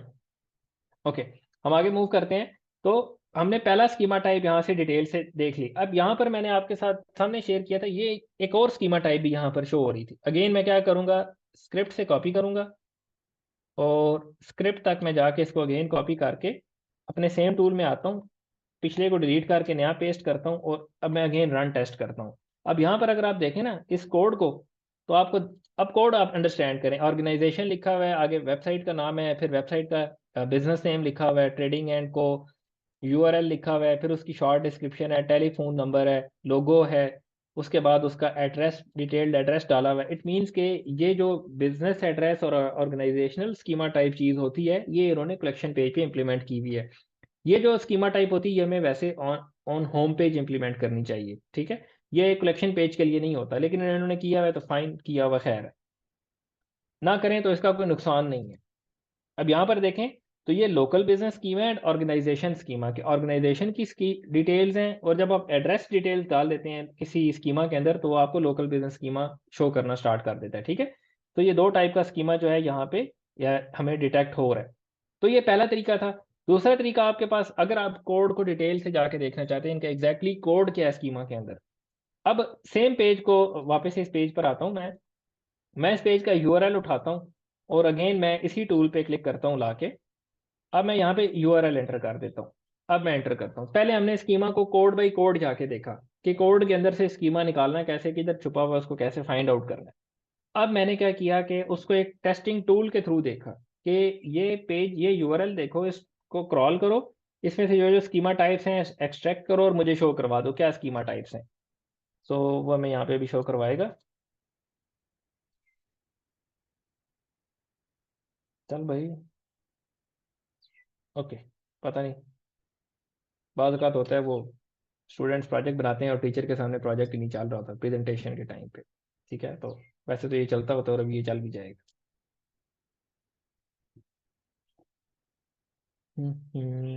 ओके, तो ये हमारे पास दूसरा तरीका हो गया कि हमने स्कीमा को अंडरस्टैंड करने की कोशिश की कि यार पेज पे है तो किस तरीके से, ओके फाइन। अब वो यहाँ पे बता रहा है कि कुछ एरर्स हैं यहाँ पे इस कोड के अंदर। अच्छा, FAQ स्कीमा इन्होंने दिया हुआ है, लोकल स्कीमा दिया हुआ है, ऑर्गेनाइजेशनल स्कीमा, ये तीन स्कीमाज इनके आए हुए हैं। ये दो स्कीमाज इररेलीवेंट है, इस पेज पे नहीं होने चाहिए थे लेकिन इन्होंने डाल दी। ये अब इनके ओवरऑल स्टोर पे चल रहे होंगे ये स्कीमा टाइप्स, ठीक है। अब यहाँ पे इनका ब्रेड क्रम्ब स्कीम है जो जिसमें कुछ एरर्स हैं, लेकिन ये वो चीज़ें जो होनी चाहिए स्टोर के ऊपर, ठीक है। सो यहाँ पर अगर आप देखें तो कह रहा है कि जी दो क्रिटिकल एरर्स हैं, ठीक है, और दो क्रिटिकल एरर्स क्या हैं, पोजीशन मिसिंग है। सो आपके पास जो आपका किसी भी स्टोर का जो कैटेगरी पेज, कलेक्शन पेज है, वहाँ पे एक ब्रेड क्रम्ब स्कीमा इंप्लीमेंट होना चाहिए। तो इनके स्कीमा कोड के अंदर कोई ना कोई इशू होगा। तो अगर हम यहाँ पे जाएं इनके इस कोड के अंदर, ठीक है, Ctrl+F, आइटम लिस्ट, ठीक है। तो ये देख रहे हैं ये जो स्कीमा टाइप है आइटम लिस्ट के नाम से, ये वो स्कीमा टाइप है जो हमें वहाँ पे शो कर रहा है और जिसके अंदर इशू आ रहा है, ठीक है। इन्होंने वो डिटेल से यहाँ पर नहीं क्रिएट किया हुआ या उसके अंदर कुछ एरर आ रहे हैं, फाइन। आइटम लिस्ट, ठीक है। हम फिलहाल इसके उस डिटेल में नहीं जाते कि क्या एरर्स हैं ये क्या नहीं है, लेकिन हमने ये देख लिया कि स्कीमा कैसे फाइंड आउट करना है, एक स्टोर का स्कीमा कैसे फाइंड आउट करना है, ठीक है। उसके साथ ही मैं आपको एक और स्टोर दिखा देता हूँ, वेस्टर्न लेदर, जो अगेन टॉप 3 में रैंक करने वाला स्टोर था लेदर डफल बैग्स के केस में, जो आपने 2-3 दिन पहले देखा था, ठीक है। अगेन इन्होंने भी वही काम किया हुआ है, बड़ी अच्छी सी हेडिंग लगाई है पहली, उसके बाद एक शॉर्ट डिस्क्रिप्शन है, उसके फ़ौरन बाद प्रोडक्ट्स दिखाना शुरू कर दिए हैं। अगर आप बॉटम पर आएँ तो आपको यहाँ पे लॉन्ग डिस्क्रिप्शंस नज़र आएंगी, ये देख रहे हैं लॉन्ग डिस्क्रिप्शंस। इधर भी इन्होंने बेसिकली इस पहले स्टोर को कॉपी किया है, या ये भी हो सकता है कि ये दोनों स्टोर एक ही बंदे के हों, ठीक है। तो ये भी बहुत सारे लोग इस तरह का भी काम करते हैं कि एक ही मार्केट के अंदर अपने मल्टीपल स्टोर्स लॉन्च करते हैं, ताकि with the passage of time जब वो स्टोर पेज 1 पर आए ना, तो पेज 1 के ऊपर ज़्यादा से ज़्यादा रिजल्ट उस एक बिजनेसमैन का हो, आगे स्टोर बेशक डिफरेंट नामों के हैं, ये वही बात है कि एक ही मार्केट में एक बंदे ने 4 डिफरेंट दुकानें एक ही चीज़ की खोल ली हैं ताकि वहां पे ज़्यादा ग्राहक उसके पास आए। ठीक है। ओके, बात हो रही थी इस पेज के स्कीमा की। तो हम इस पेज को भी उठाते हैं और अगेन हम यहाँ पे जाते हैं, पेस्ट, एंटर। अब हम इस पेज को अंडरस्टैंड करते हैं। अच्छा, ये दूसरा तरीका था किसी स्कीमा को, कोड को फाइंड आउट करने का। साथ ही हम पैरेलल में थर्ड टाइप देखते हैं। तो थर्ड टाइप है मेरे पास यहाँ पे एक ऐप है, स्कीमा बिल्डर ऐप इसको हम कहते हैं, स्कीमा डॉट डेव। ये आप एक्सटेंशन आप इंस्टॉल कर सकते हैं। इस एक्सटेंशन के थ्रू आप देख सकते हो कि यार कौन सा पेज कौन सा स्कीमा टाइप टारगेट कर रहा है। अब जैसे ये जो पेज है ना, ये एक्सटेंशन बता रही है कि ये ब्रेड क्रम्ब स्कीमा टारगेट कर रहा है। और ब्रेड क्रम्ब स्कीमा का कोड किस तरीके का है, इनका किस तरीके का कोड यहाँ पे शो हो रहा है। आप सिंपली यहाँ पे व्यू मार्कअप पे क्लिक करेंगे तो ये आपको देख रहे हैं स्कीमा कोड नजर आ गया, एग्जैक्टली क्या स्कीमा कोड ये लोग यूज कर रहे हैं। ठीक है। अब कोई कहे कि यार मुझे स्कीमा नहीं आता, मैं कहता हूँ भाई नहीं आता, फाइन, मुझे निकालना आ गया है? हाँ निकालना आ गया। 4 स्टोर्स का स्कीमा निकालना आ गया है? हाँ जी 4 स्टोर्स का ओ तो भाई मिला लो, अंडरस्टैंड करो, थोड़ा सा जीपीटी इस्तेमाल कर लो। अब यही आप डाटा दोगे जीपीटी को और उसको कहोगे कि मुझे मेरे स्टोर का स्कीमा दो, वो आपसे आपके स्टोर की इंफॉर्मेशन लेगा और आपको प्रोवाइड कर देगा। कोई रॉकेट साइंस ही नहीं रही पीछे। ठीक है। सो वापस हम आते हैं अपने इस स्टोर की तरफ। तो मैंने आपको एक और मेथड बता दिया स्कीमा फाइंड आउट करने का, ये मेरे ख्याल से हम थर्ड मेथड कह लेते हैं। तो हम इस स्टोर का देख रहे थे, यहाँ पे रिजल्ट देख रहे थे, देख रहे हैं यहाँ पे हमें बता रहा है कि ब्रेड क्रम्ब स्कीमा स्टोर का इम्प्लीमेंटेड है और अच्छे से इम्प्लीमेंटेड है, कोई किसी किस्म का एरर नहीं है यहाँ पे, इनका कोई एरर नहीं शो हो रहा है जो पिछले स्टोर का एरर शो हो रहा था। ठीक है। तो इस तरीके से आप स्कीमा इंप्लीमेंट करते हैं और डिफरेंट कंपेटिटर्स के स्कीमास आपने अंडरस्टैंड करने हैं, तो आप इस तरीके से वन बाय वन जाके वो स्कीमा कोड्स अंडरस्टैंड कर सकते हैं। फाइन, आगे मूव करते हैं हम। स्कीमा के बाद आप टेक्निकल कुछ चेक्स हैं कि जी पेज आपका इंडेक्सेबल है या नहीं है। तो आपका पेज जो है वो इंडेक्सेबल होना चाहिए, इंडेक्स होगा तो अगली कहानी स्टार्ट होगी, दैट्स अ बेसिक थिंग। आपका पेज मोबाइल रिस्पॉन्सिव होना चाहिए कि जब आपका पेज मोबाइल व्यू में जाए तो उस पेज के एलिमेंट्स ब्रेक ना हो, वो तमाम के तमाम अच्छे तरीके से मोबाइल व्यू में चले जाए। फिर उस पेज की जो स्पीड है वो अच्छी होनी चाहिए, वो पेज जल्दी लोड हो। ठीक है। तो पेज स्पीड के ऊपर हमने डिटेल्ड एक वन लेक्चर रखा है जिसमें हम एक डेवलपर के साथ बैठ के देखेंगे कि यार पेज स्पीड क्या है, पेज स्पीड के इश्यूज क्या हैं और कैसे हम उन इश्यूज को सॉल्व आउट कर सकते हैं। सो यहाँ तक था हमारा मेन, एक आप कह लें ऑन पेज एसईओ का एक बेसिक ओवरव्यू। ठीक है। क्या आपने अब इतना काम अगर आप कर लें किसी भी स्टोर के लिए, फॉर एग्जाम्पल एक स्टोर है उस पर 10 कलेक्शन हैं, 50 प्रोडक्ट्स हैं, एक होम पेज है और 10 ब्लॉग्स हैं, फर्ज करें ये टोटल 80 पेजेस बनते हैं। उन 80 पेजेस के अंदर आपने ये जो चेकलिस्ट मैंने आपके साथ शेयर की है या आपने इंप्लीमेंट कर दिया है, तो आपको कोई रैंक होने से रोक नहीं सकता। फिर रह जाते हैं पीछे बैकलिंक्स बनाना और नए ब्लॉग्स लिखना, वो एक मंथली एक्टिविटी आपकी साथ साथ चलती जाएगी और वो डिपेंड करेगा आपके बजट पे या आपके क्लाइंट के बजट पे, वो कितने के बैकलिंक्स बनवाना चाह रहा है या बनाना चाह रहा है। ठीक है। सो यहाँ तक हमारे पास ना डिटेल सारी की सारी कंप्लीट हो जाती हैं। ओके, उसके बाद हम मूव करते हैं, बल्कि पहले मैं ये 2 टूल्स आपके साथ शेयर कर देता हूँ। सो एक टूल था हमारे पास रेडिट, आपके साथ मैंने शेयर किया था कि मैंने एक पोस्ट बनाई थी, मैं स्क्रॉल अप करता हूँ, कि हम अपनी इंडस्ट्री, जिस इंडस्ट्री में हम काम कर रहे हैं, जिस निश में हमारा स्टोर है, उस निश के सब रेडिट्स लोग अवेलेबल होंगे रेडिट के ऊपर। तो आप रेडिट पर जाएं, वहां जाके अपने क्वेश्चंस पोस्ट करें, लोगों से पूछें, लोग आपको राय देंगे, अपने इश्यूज बताएंगे। तो मैंने एक एग्जाम्पल के तौर पे एक पोस्ट की थी आप लोगों के साथ और ये आपके साथ शेयर भी की थी, और ये वो पोस्ट थी।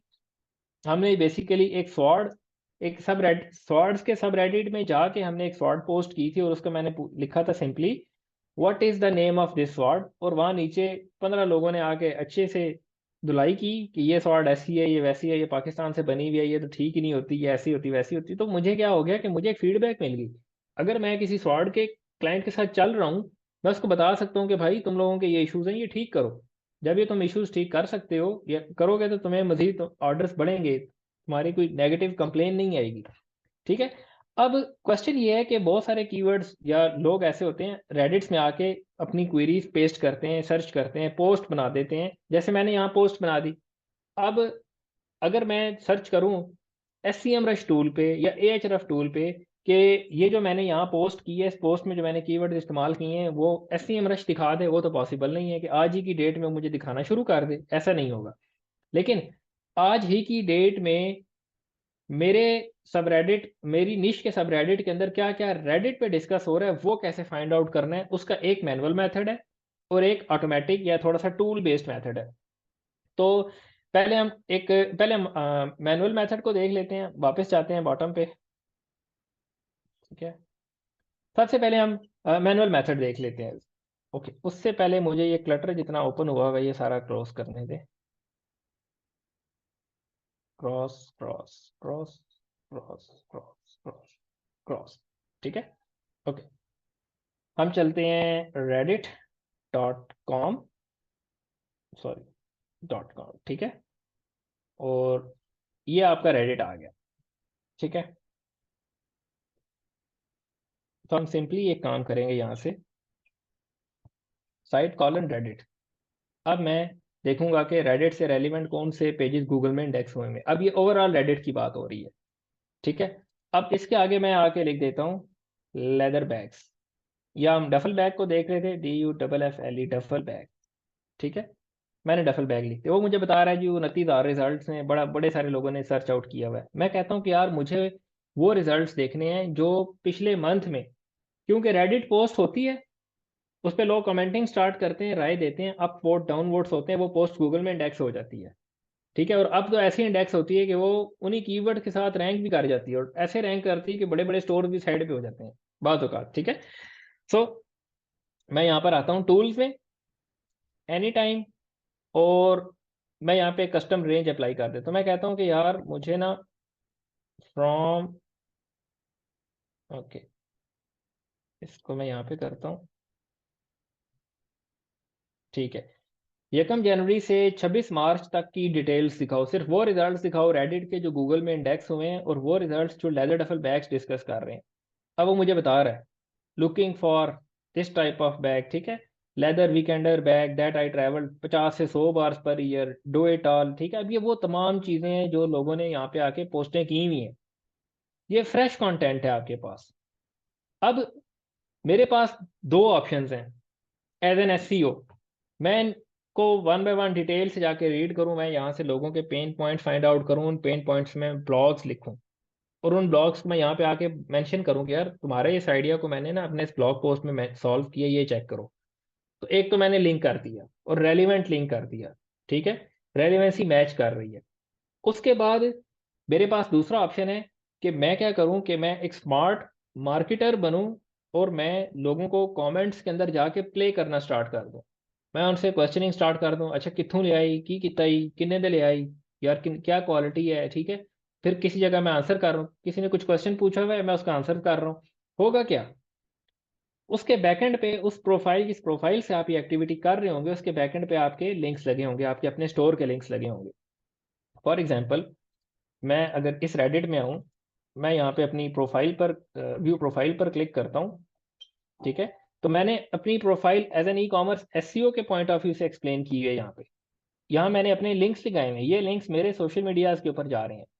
अब अगर एक SEO वाला, एक वो बंदा जो लेदर बैग सेल कर रहा है, वो अपना जो यूजर नेम है, जैसे मैंने यूजर नेम रखा हुआ है Kamran_Mughal_2।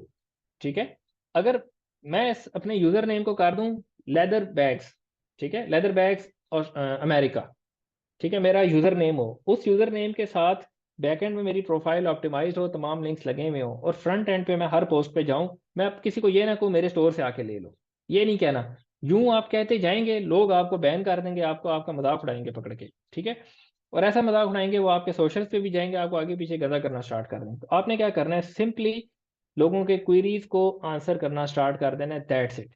लोग आपको व्यू करेंगे, ये एक्टिविटी आप आज से शुरू कर दें।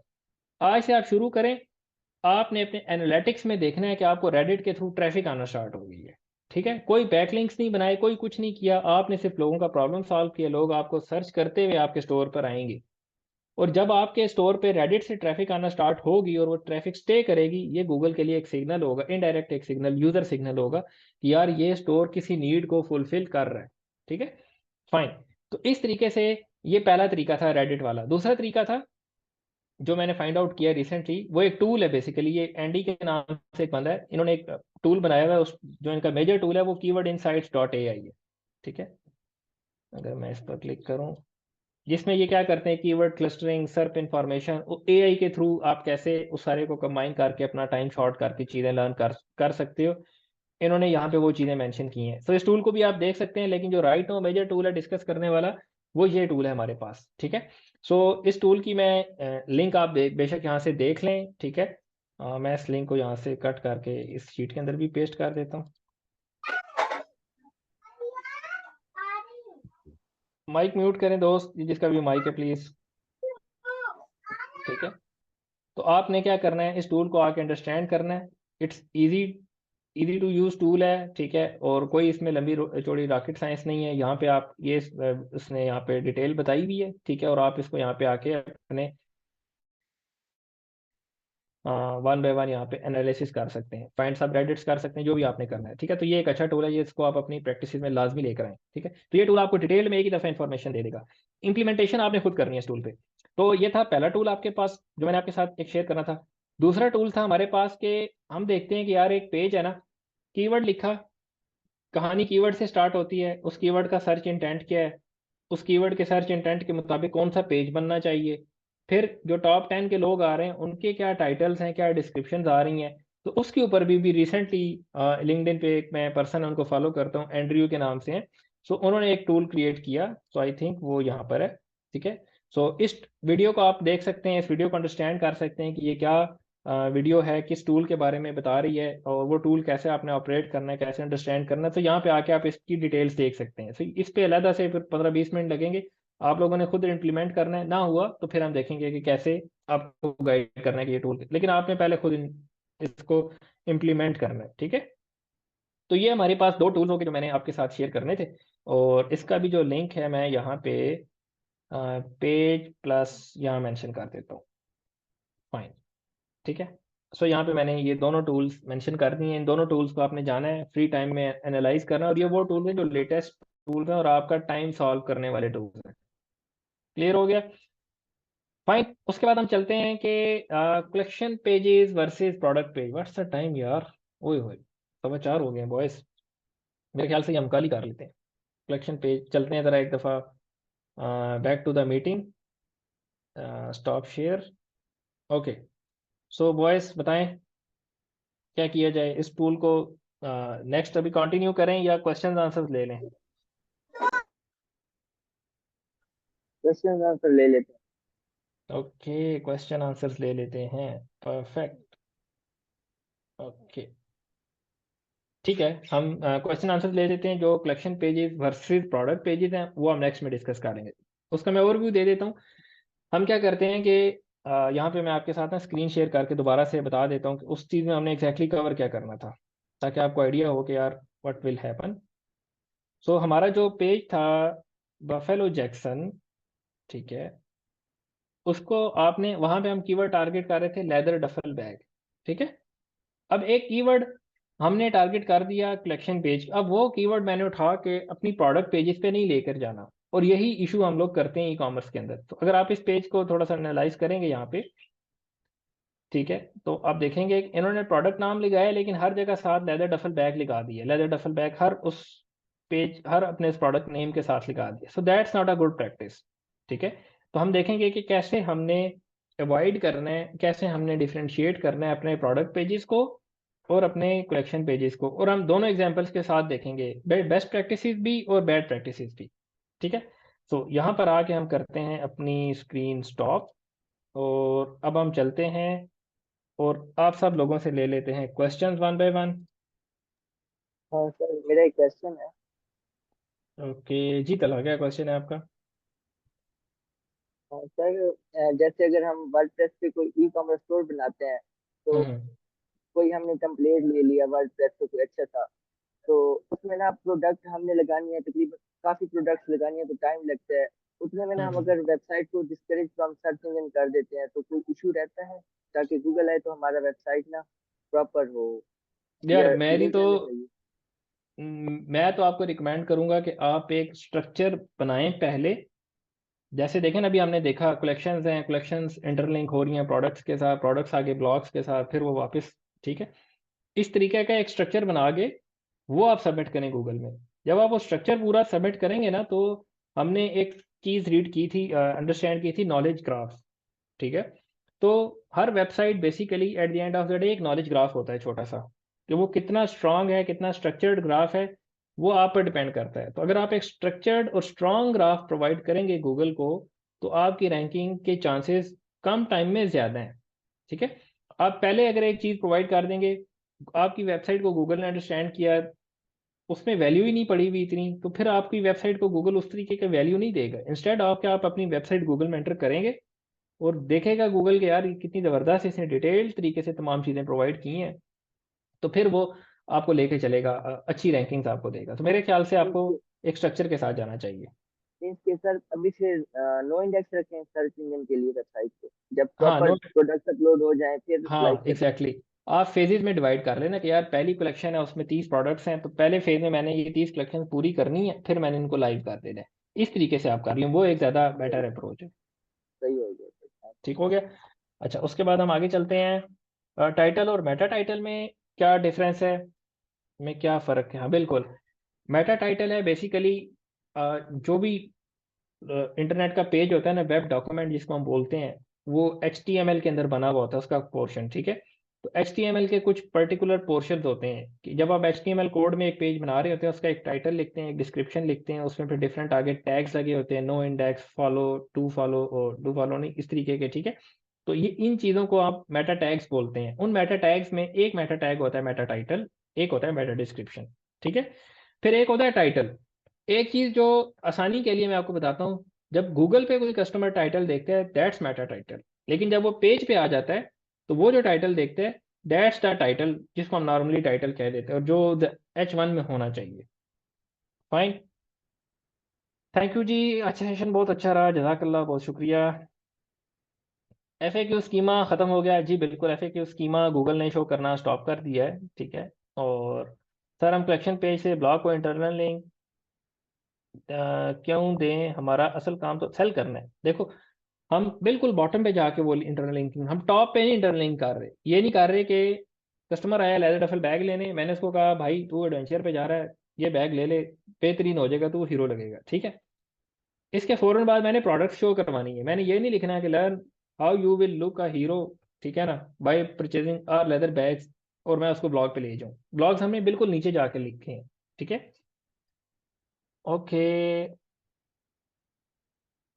हम जेनेरिक वर्ड्स भी यूज कर सकते हैं। आपने देखा कि उसने leather duffel bags make your travel efficient इस तरह करके लिखा, ट्रैवल उसने बिल्कुल एंड में जाके लिखा, उसने लेदर ट्रैवल बैग्स नहीं लिखा।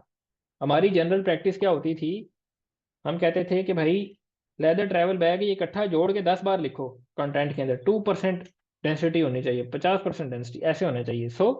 इस तरीके से नहीं होता। आपका, आपके वर्ड्स हैं, ट्रैवल है, एक पेज है, उस पर डफल बैग है, उस पर ट्रैवल डिस्कस हो रहा है, उस पर वीकेंड डिस्कस हो रहा है, उस पर जिम डिस्कस हो रही है, उसमें एक स्टूडियो डायरेक्टर डिस्कस हो रहा है कि तुम्हें अपने इक्विपमेंट से एक बैग में लेके जाने हैं। ये डिफरेंट डिस्कशंस हैं। इन डिस्कशंस को गूगल जब देखेगा तो वो उसको एक टॉपिक के अंदर ले आएगा कि यार ये जो चीज़ है ये डफल बैग से रेलिवेंट है, सारी चीज़ें। ठीक है, उसके बाद लेदर डफल बैग्स को हेडिंग में instead of they can overnight, हाँ बिल्कुल, नहीं जो ओवरनाइट है हमने देखना है, मैसेंजर बैग है तो वो एक डिफरेंट बैग है। ठीक है, तो ये नहीं कि हमने अपने टाइटल में सर्च इंटेंट के अगेंस्ट चले जाएं, उसके अगेंस्ट नहीं हमने जाना। टाइटल और कीवर्ड में कंपटीशन सादा नहीं होगा, क्या मतलब यार, समझ नहीं आई। अगले क्या है जी, टाइटल में ब्रांड आप ना लिखें, मेरे ख्याल से लिखने की ज़रूरत नहीं है। उसकी रीज़न है, आप होम पेज पे लिखें, लेकिन आपकी जो कलेक्शन पेजेस हैं, जब आप ब्रांड नेम लिखेंगे तो आप अपने जो यूज़र को क्लिक करवाने वाले वर्ड्स हैं वो मिस कर सकते हैं, तो आपको वो वर्ड्स लिख लेने चाहिए। ठीक है, फाइन। अब अगर कोई बंदा कहे कि यार मेटा टाइटल, मेटा डिस्क्रिप्शन या H1 टाइटल ये चीज़ें इम्पैक्ट नहीं पड़ता है रैंकिंग के ऊपर, तो मैंने एक केस स्टडी शेयर की थी लास्ट टाइम आप सबके साथ, जिसके अंदर मेंशन था क्लियरली कि किस तरीके से हमने एक पेज के रिजल्ट्स चेंज किए थे क्विकली विद इन वीक्स, और कैसे वो रिजल्ट सिर्फ दो तीन चीज़ों की अलाइनमेंट से चेंज हो रहे थे, Meta title, Meta description, H1 title, और हाँ दैट्स इट। इन तीन चीज़ों को टेस्ट करने से हमने वो रिजल्ट अचीव किए थे। फाइन, चलें जी, और किसी का कोई क्वेश्चन है। जी सर अस्सलाम डिफरेंट वालेकुम सर। लैंग्वेजेस में कलेक्शन पेज बना सकते हैं, बिल्कुल बना सकते हैं जी डिफरेंट लैंग्वेजेस में। ठीक है जी, वालेकुम जी सलाम। सर, ये अल्टरनेटिव टैग के अंदर हम बिल्कुल इमेज को एग्जैक्ट हम उसी को एक्सप्लेन करते हैं। फॉर एग्जाम्पल जैसे लेदर टोट बैग की एक इमेज है, तो उसके अल्टरनेटिंग टैग में हम क्या लिख देंगे? सिंपल यही कि leather tote bag. General practice ये है कि आप उसको थोड़ा सा डिस्क्रिप्टिव लिखें। ठीक है, for example women wearing black leather tote bag. ठीक है, अगर उसने वो कोई वुमेन है, वो मॉडल है जिसने ब्लैक लेदर टोट बैग पकड़ा हुआ है, तो आप क्या करते हैं, जो कीवर्ड्स हम क्या करते हैं, हम एसईओ क्या कर रहे होते हैं, जो हमारे मेन कीवर्ड्स होते हैं डिस्क्रिप्टिव फॉर्म में हम ऑल टैग्स के अंदर इस्तेमाल कर रहे होते हैं। सही है सर, थैंक यू। सर आपने फर्स्ट एंड सेकंड एक प्लेटफॉर्म बताया था, you can tell me again please. ये कौन सा प्लेटफॉर्म था, कुछ बताएं ना, उससे उस फिर मैं कुछ गाइड कर सकता हूँ। ठीक है, हाँ जी बिल्कुल, आप डिफरेंट स्टोर के लिए डिफरेंट रेडिट अकाउंट्स ऑपरेट करेंगे ना, एक ही रेडिट अकाउंट के साथ सारे स्टोर्स को देखना स्टार्ट कर देंगे, फिर वो गड़बड़ हो जाएगी। सर एफिलिएट साइट पर कितने आर्टिकल पोस्ट करें? यार मादरत, एफिलिएट पर मैंने नहीं काम किया हुआ, मैं नहीं कुछ बता सकता। एफिलिएट साइट छोड़ दें भाई। कलेक्शन पेज का कंटेंट खुद लिखें, यार खुद लिखें, ज़्यादा अच्छी बात है। जीपीटी से आप आइडियाज़ ले सकते हैं, लेकिन उन आइडियाज़ को आप अच्छे तरीके से ह्यूमनाइज करने की कोशिश करें। ठीक है, ओके फाइन। सर प्रोडक्ट पर कितना कंटेंट होना चाहिए? प्रोडक्ट्स पर हम बहुत ज़्यादा कंटेंट नहीं बाज़ औक़ात लिखते। ठीक है, डिपेंड करता है आपकी प्रोडक्ट किस तरीके की है, वो डिटेल स्पेसिफिक है या नहीं है। अब कोई आईफोन का कोई मॉडल, कोई मोबाइल मॉडल, कोई लैपटॉप मॉडल है, वो एग्जैक्ट एक प्रोडक्ट नाम है, लोग उसको सर्च उस नाम से कर रहे हैं, उसका पूरा एक डिटेल्ड पेज बनेगा। लेकिन अब एक लेदर का बैग है, उसमें आप कितनी डिस्क्रिप्शन डाल देंगे, कितना उसको डिटेल से बताएंगे? तो इसको हम देखेंगे कि what's the confusion between collection and product page, और उसके अंदर जब वो कंफ्यूजन आप कंफ्यूजन होती है तो उसको हम किस तरीके से मैनेज करते हैं, कैसे हम सॉल्व करते हैं। अब फर्क नहीं, वो किस पर्पज़ के लिए था? अली आप आ जाए ना, माइक ऑन कर लें अपना, बता दें, कॉल पे बता दें। Hello sir. जी वालेकुम अस्सलाम। जी सर, मेरा एक क्वेश्चन था कि जैसे आपने वो रेडिट का बताया था कि हम अपने किसी भी ई कॉमर्स स्टोर के लिए वहाँ से हम इंफॉर्मेशन जनरेट कर सकते हैं, यानी डिफरेंट आइडियाज़ ले सकते हैं कि क्या पेन पॉइंट्स हैं किसी भी कस्टमर के। तो ठीक है। सर मेरी एक इंफॉर्मेशनल की ब्लॉग की मेरी वेबसाइट है, अगर मैं उससे हम्म, रिलेटेड भी इंफॉर्मेशन निकालना चाहूँ रेडिट से तो मैं इसको यूज़ कर सकता हूँ उसके लिए भी? बिल्कुल यूज़ कर सकते हैं ना। देखें आपके सामने मैंने क्या किया, रेडिट लिखा, रेडिट के वो तमाम इंडेक्स पेजेस फाइंड आउट किए, फिर मेरी निश के अंदर कौन से पेजेस हैं वो फाइंड आउट किए, और थर्ड स्टेप जो मैंने किया कि उनको डेट के साथ लिख दिया कि यार यकम फेब से जनवरी से लेकर अभी तक लोगों ने क्या सर्च किया है मेरी निश के अंदर, मेरी निश में लोगों को क्या प्रॉब्लम्स आ रहे हैं करंटली। तो ये डाटा आपको टूल्स प्रोवाइड नहीं कर सकते राइट नाउ, उनके अंदर ये कैपेसिटी नहीं है। तो ये चीज़ आप उन जगहों से फाइंड आउट कर सकते हैं जहाँ पे आपकी निश के लोग जाके सैर सपाटे करते हैं, एंजॉय करते हैं, एंटरटेनमेंट करते हैं, वहाँ आप उनसे पूछ सकते हैं कि यार I am selling this thing. ठीक है, और हमें प्रीवियसली इसमें ये इशू आ रहा है, so can you guys think कि इसमें क्या इशूज हो सकते हैं, या मैं ये चीज़ सेल कर रहा हूँ ऑलरेडी, आप लोगों के इस पर क्या रिव्यूज़ हैं। बाद औक़ात लोग ऐसे करते हैं कि रेडिट पे जाके पोस्ट करते हैं, मैं नेक्स्ट वीकेंड ट्रैवल करना चाह रहा हूँ, तो मैं सोच रहा हूँ ब्लैक कलर का प्यारा सा लेदर बैग लूँ, तो can you guys please suggest me something. तो लोग सजेस्ट करते हैं, उस सजेशन के दौरान उसी बंदे का एक और भाई होता है जो डिफरेंट अकाउंट से आता है, और वो कहता है यार ये वाला बैग लो, ये मैंने लिया था इस वेबसाइट से, बड़ी ज़बरदस्त, को बड़ी तारीफें करेगा, और एक इंटरनल लिंक बड़े प्यार से लगाएगा वहाँ पे, और उससे क्या होगा, लोग भी क्लिक करेंगे, उसको एक इंटरनल बैकलिंक भी मिलेगा, और एक रेलिवेंट डिस्कशन के थ्रू वो बैकलिंक मिलेगा। सो इस तरीके से आप रेडिट से आइडियाज़ ले सकते हैं, लिंक्स जनरेट कर सकते हैं वहाँ पे, या अपनी सेल्स निकाल सकते हैं। तो सर अगर हम उसे बैकलिंक के लिए भी यूज़ करना चाहें तो उसको भी हम कर सकते हैं, यानी लोगों को इन्फॉर्मेशन जैसे आपने कहा हम प्रोवाइड करें, मतलब वहाँ पे हम्म, कुछ जाके सेल मत करें, बस अपनी इन्फॉर्मेशन प्रोवाइड करें, उनकी क्वेरीज का आंसर दें, और उससे अगर वो हम्म। हमारी वेबसाइट पे आना चाहें तो ये भी एक गुड प्रैक्टिस हो सकती है उस चीज़ के लिए। बिल्कुल एग्जैक्टली ऐसा ही है। और अगर आपने लिंक लगाना ही है ना डायरेक्टली भी, तो कोशिश करें इंफॉर्मेशनल चीज़ का लगाएं, ब्लॉग पोस्ट का लगाएं, ब्लॉग पोस्ट का लगाएं, क्योंकि प्रॉब्लम है ना, तो मोस्टली प्रॉब्लम ब्लॉग्स के थ्रू सॉल्व हो, पेन पॉइंट ब्लॉग के थ्रू सॉल्व हो रहा होगा। ठीक है, तो उस केस में आप ब्लॉग लिखेंगे, ब्लॉग के अंदर आपका चूरन लगा हुआ होगा, आपका मंजन ब्लॉग के अंदर लगा होगा, वो फिर वहां से आगे जाएगा। ठीक है, चलो परफेक्ट। तो किसी और का कोई क्वेश्चन जी, तला के अलावा? Okay fine. सो मेरे साथ लास्ट टाइम कोई फीमेल थी हमारे साथ सियालकोट से, जिन्होंने होलसेल की वेबसाइट के मुतालिक पूछा था, क्या अगर वो हमारे साथ अवेलेबल है? आई थिंक कि वो अवेलेबल नहीं है। चलें फाइन, खैर है, कोई बात नहीं। ठीक है जी, हम आज के सेशन को वाइंड अप करते हैं। ठीक है, तो आज हमने डिटेल से ऑन पेज एलिमेंट्स देखा और स्कीमा पे हमने थोड़ा सा ज़्यादा टाइम लगाया है, क्योंकि स्कीमा ऐसी चीज़ है जो लोगों को काफ़ी सारा कंफ्यूज करती है। और नेक्स्ट सेशन में हम देखेंगे कि चैट जीपीटी को यूज़ करके स्कीमा को हम कैसे जल्दी जल्दी लिख सकते हैं, अंडरस्टैंड कर सकते हैं। ठीक है, जी, ओके अस्सलाम जी। वालेकुम सर। वालेकुम अस्सलाम। सर मैं सुभान से हालकोट से ही हूँ। अगर तो कोई आपने गाइडेंस देनी है होलसेल के बारे में तो काइंडली बता दें। यार वो तो कोई क्वेश्चन होगा तो मैं उस पर कुछ गाइड करूंगा, उनके काफ़ी सारे क्वेश्चंस थे तो तब मैंने फिर उनको उसमें गाइडेंस थोड़ी बहुत बताई थी, और उन्होंने उस पर फर्दर वर्क करना था और कुछ पूछना था, दैट्स। अच्छा सर, चले परफेक्ट। जज़ाकल्लाह। बाकी अगर आप for example in in general terms आप किस चीज़ का काम कर रहे हैं? सर जी स्पोर्ट्स वेयर में। स्पोर्ट्स वेयर में क्या कर रहे हैं? सर जी यूनिफॉर्म वगैरह, हुडीज, टी यूनिफॉर्म, शर्ट, और यूनिफॉर्म भी हुडी। स्पेसिफिक किसी चीज़ पे कर रहे हैं? सर जी बास्केटबॉल और फुटबॉल। बास्केटबॉल और फुटबॉल्स, ठीक है, बेहतरीन है। सो आपने इनिशियली क्या करना है कि आपने होलसेल के कीवर्ड फाइंड आउट करने हैं फ्रॉम टूल्स, और उन कीवर्ड्स की बेस के ऊपर अब कीवर्ड्स आ गए आपके पास, बाकी कहानी सारी वही है आपकी जो हमने राइट नाउ जितनी इस पूरी सीरीज के अंदर डिस्कस करते आ रहे हैं। परफेक्ट। चलें, ओके, उसके बाद नेक्स्ट किसी का कोई क्वेश्चन है? विम्सिकल अच्छा सर, इसमें डायग्राम्स। एक एक और चीज थी। इसमें हमें होलसेल के कीवर्ड नहीं मिलते, लेकिन उससे इंटेंट कुछ इस तरह के मिलते हैं जिसका इंटेंट वही बनता है, जिस तरह लाइक कस्टम फुटबॉल यूनिफॉर्म। हाँ तो ठीक है। पर्सनलाइज ये इंटेंट के हाँ लिहाज से हो, स्पेशली देखे ना जिसमें लिखा हो होलसेल या बल्क, वो तो नहीं मिलता, लेकिन इनका भी इंटेंट मेरे ख्याल से तो वही बनता है। बिल्कुल ऐसा ही है, आपके केस में कस्टम के ऊपर आप लाजमी वर्क करें, उसको लेकर आएँ, सर्च आउट करें। ठीक है, आप देखेंगे ना, सही है। आप कीवर्ड देखेंगे, उसका सर्प एनालिसिस करेंगे, आपको आइडिया हो जाएगा कि यार कस्टम के केस में टॉप पे रैंक कौन कर रहे हैं। वो स्टोर्स रैंक कर रहे हैं जो होलसेल की डील्स के अंदर कस्टम को इंट्रोड्यूस करवा रहे हैं, या डायरेक्टली वो स्टोर्स रैंक कर रहे हैं जो कि स्ट्रेट उसके ऊपर काम कर रहे हैं। बिल्कुल ऐसा ही है सर जी। लेकिन मैं काफी देर से ना रिसर्च कर रहा था, लेकिन आपके जो लेक्चर है ना, इन्होंने जी मुझे एज अ होलसेल काफी इंफॉर्मेशन दी है। माशाल्लाह काफी अच्छा आपने बताया। कीवर्ड रिसर्च में थैंक यू मुझे सर। काफी चीजें आसान हुई हैं। लाइक जिस तरह आपने बताया था कि आपने किस तरह एक कीवर्ड या निश रिसर्च करनी है, तो उसमें अब देखे ना, जिस तरह मैंने फुटबॉल के निकालने हैं ना, तो मैं फुटबॉल को जाके एक मेन हम्म, सीड कीवर्ड के लिखता हूँ।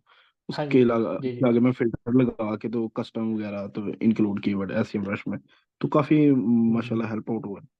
चलो जज़ाकल्लाह, बहुत तो शुक्रिया। बताते थे जज़ाकल्लाह सर। अस्सलाम वालेकुम चीज़ें सर। एग्जीक्यूट करें। जी वालेकुम सलाम। सर मेरा आपसे ना क्वेश्चन है, जब हम कीवर्ड की सिलेक्शन करते हैं, कमर्शियल कीवर्ड या नेविगेशनल या ट्रांजैक्शनल सर्विस जी बेस, या हम प्रोडक्ट सेल कर रहे हैं, ये हमारे निकल गए कीवर्ड्स।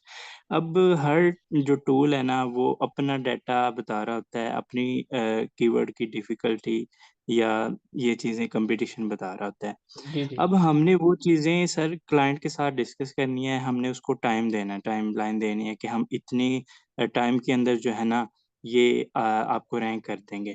तो सर हमारा अभी इतना एक्सपीरियंस तो नहीं है, मैं अभी वर्किंग कर रहा हूँ सर्विस बेस साइट्स के साथ।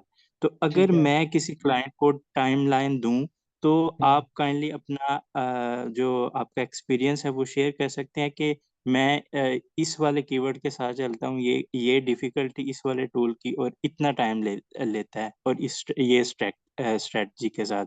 तो ये मेरे लिए ज़रा हेल्पफुल हो जाएगा। थैंक अच्छा यू। चले इसको, वालेकुम सलाम एंड जज़ाकल्लाह आपके क्वेश्चन का। अब कितना टाइम लेता है, उसके डिफरेंट आंसर्स हैं। बाज़ औक़ात एक वेबसाइट न्यू है लेकिन वो बहुत ही माइक्रो निश में है, 3 to 6 मंथ्स उसको लग जाते हैं। बाज़ औक़ात एक वेबसाइट पुरानी है, उस पर अच्छी ट्रैफिक है, और उसमें कुछ मेजर एरियाज़ हैं जहाँ पे उसके डिस्क्रिप्शंस नहीं लिखी हुई कलेक्शंस में, और इंटरनल लिंक्स नहीं लगे हुए, या स्कीमा मार्कअप नहीं प्रॉपर हुआ हुआ, ठीक है, या कीवर्ड्स नहीं प्रॉपर टारगेट हुए हुए, लेकिन उस पर ऑलरेडी एग्जिस्टिंग काफ़ी ट्रैफिक है। ऐसे स्टोर पे आप आज चेंजेस करेंगे, आफ्टर अ वीक आपके रिजल्ट्स आपको नज़र आना स्टार्ट हो जाएंगे। ठीक है, आप ऐसा स्टोर जो बिल्कुल नया है उस पर आप चेंजेस करेंगे भी, उसके ऊपर आपको फ़ौरन रिजल्ट्स नहीं नजर आएंगे। क्यों? क्योंकि वो राइट नाउ उसको वो इंप्रेशन ही नहीं मिल रहे हैं। ठीक है, तो इस तरीके से इट टेक्स टाइम। अच्छा, अब आप कहते हैं कि यार कीवर्ड कोई हो और उस कीवर्ड के मुताबिक आप डिस्कस कर पाएँ, वो हम नेक्स्ट किसी सेशन में देख सकते हैं, ठीक है। लेकिन अगर आप मुझसे क्विक आंसर चाहते हैं तो आपने हमेशा क्लाइंट को 2-3 मंथ्स वाली कहानी नहीं बतानी, हमेशा क्लाइंट को आपने लॉन्ग टर्म बेस पे अपने साथ रखना है, ठीक है। उससे आपका भी फ़ायदा और उससे उस क्लाइंट का भी फ़ायदा है। ओके, फिर उसको आपने एक पैकेज, जो भी आपकी प्राइसिंग है उसको आपने पैकेजाइज करना है और उसमें आपने उसको वैल्यू प्रोवाइड करनी है। फॉर एग्जांपल कि जी इस पैकेज के अंदर हम आपको इस तरह से आपको वर्क करके देंगे और eight the end of the day अगर आप फॉर एग्जांपल मंथली 20 बैकलिंक्स बनाते हैं अच्छे किस्म के, तगड़े किस्म के, उसके रिजल्ट्स आपको जल्दी आएंगे। अगर आप बैकलिंक्स पे जाते ही नहीं है, उसके रिजल्ट्स भी आपको आएंगे लेकिन थोड़ा सा लेट आएंगे, ठीक है। तो वो ये चीज़ फिर मैटर करेगी, side to side, case to case different कर रही होगी।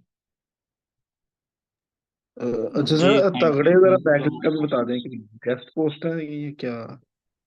तगड़े वाले बैकलिंक्स पे भाई हम बड़ा डिटेल से सेशन करेंगे। ऐसे तगड़े बैकलिंक्स देखेंगे कि जनाब जो हम नॉर्मली पाकिस्तानी बनाते नहीं है, ठीक है। तो हम उस तरह के चले लेकिन नॉर्मली जो गेस्ट पोस्ट है वो ही ट्रेडिशनली चलती है, और निश एडिट्स, गेस्ट पोस्ट, ठीक है। यही दो मेन चीज़ें जो ज़्यादा, जिसको हम कहते हैं ये तगड़े बैकलिंक्स हैं, लेकिन उसमें कुछ चीज़ों का ख्याल रख लिया जाए तो वो ज़रा ज़्यादा अच्छे रिजल्ट देते हैं। परफेक्ट। चलें, और कुछ? चलें जी, स्लाइड्स का लिंक शेयर कर दीजिएगा। बिल्कुल जी, स्लाइड्स का लिंक आपके साथ शेयर कर देंगे। चलें, परफेक्ट है। Thank you so much everyone. फिर मिलेंगे इंशाल्लाह नेक्स्ट क्लास में, और नेक्स्ट क्लास में हम टेक्निकल चीज़ों को, सर हाँ जी प्लीज। बिल्कुल। हेलो जी जी, hello. Sir, appreciation from my side, you are working very hard and thanks for teaching us. First of all जज़ाकल्लाह। सर, मेरे क्वेश्चन के दो पार्ट्स हैं। सर मैं एक न्यूबी हूँ और मैंने तकरीबन 2 माह और कुछ दिन से एसईओ स्टार्ट की है, तो प्लीज थोड़ी सी मुझे गाइडलाइन भी चाहिए इसके लिए कि मुझे कैसे इसको लेके चलना चाहिए। और जी नेक्स्ट जी। क्वेश्चन, आपने फर्स्ट या सेकंड लेक्चर में ना एक प्लेटफॉर्म बताया था हमें कि आप उस पर अपनी जो है ना वो प्रोफाइल वगैरह बिल्ड कर सकते हैं, तो वो भी हमें दोबारा प्लीज उसका नाम बता दीजिएगा। वर्क टाइप कुछ था।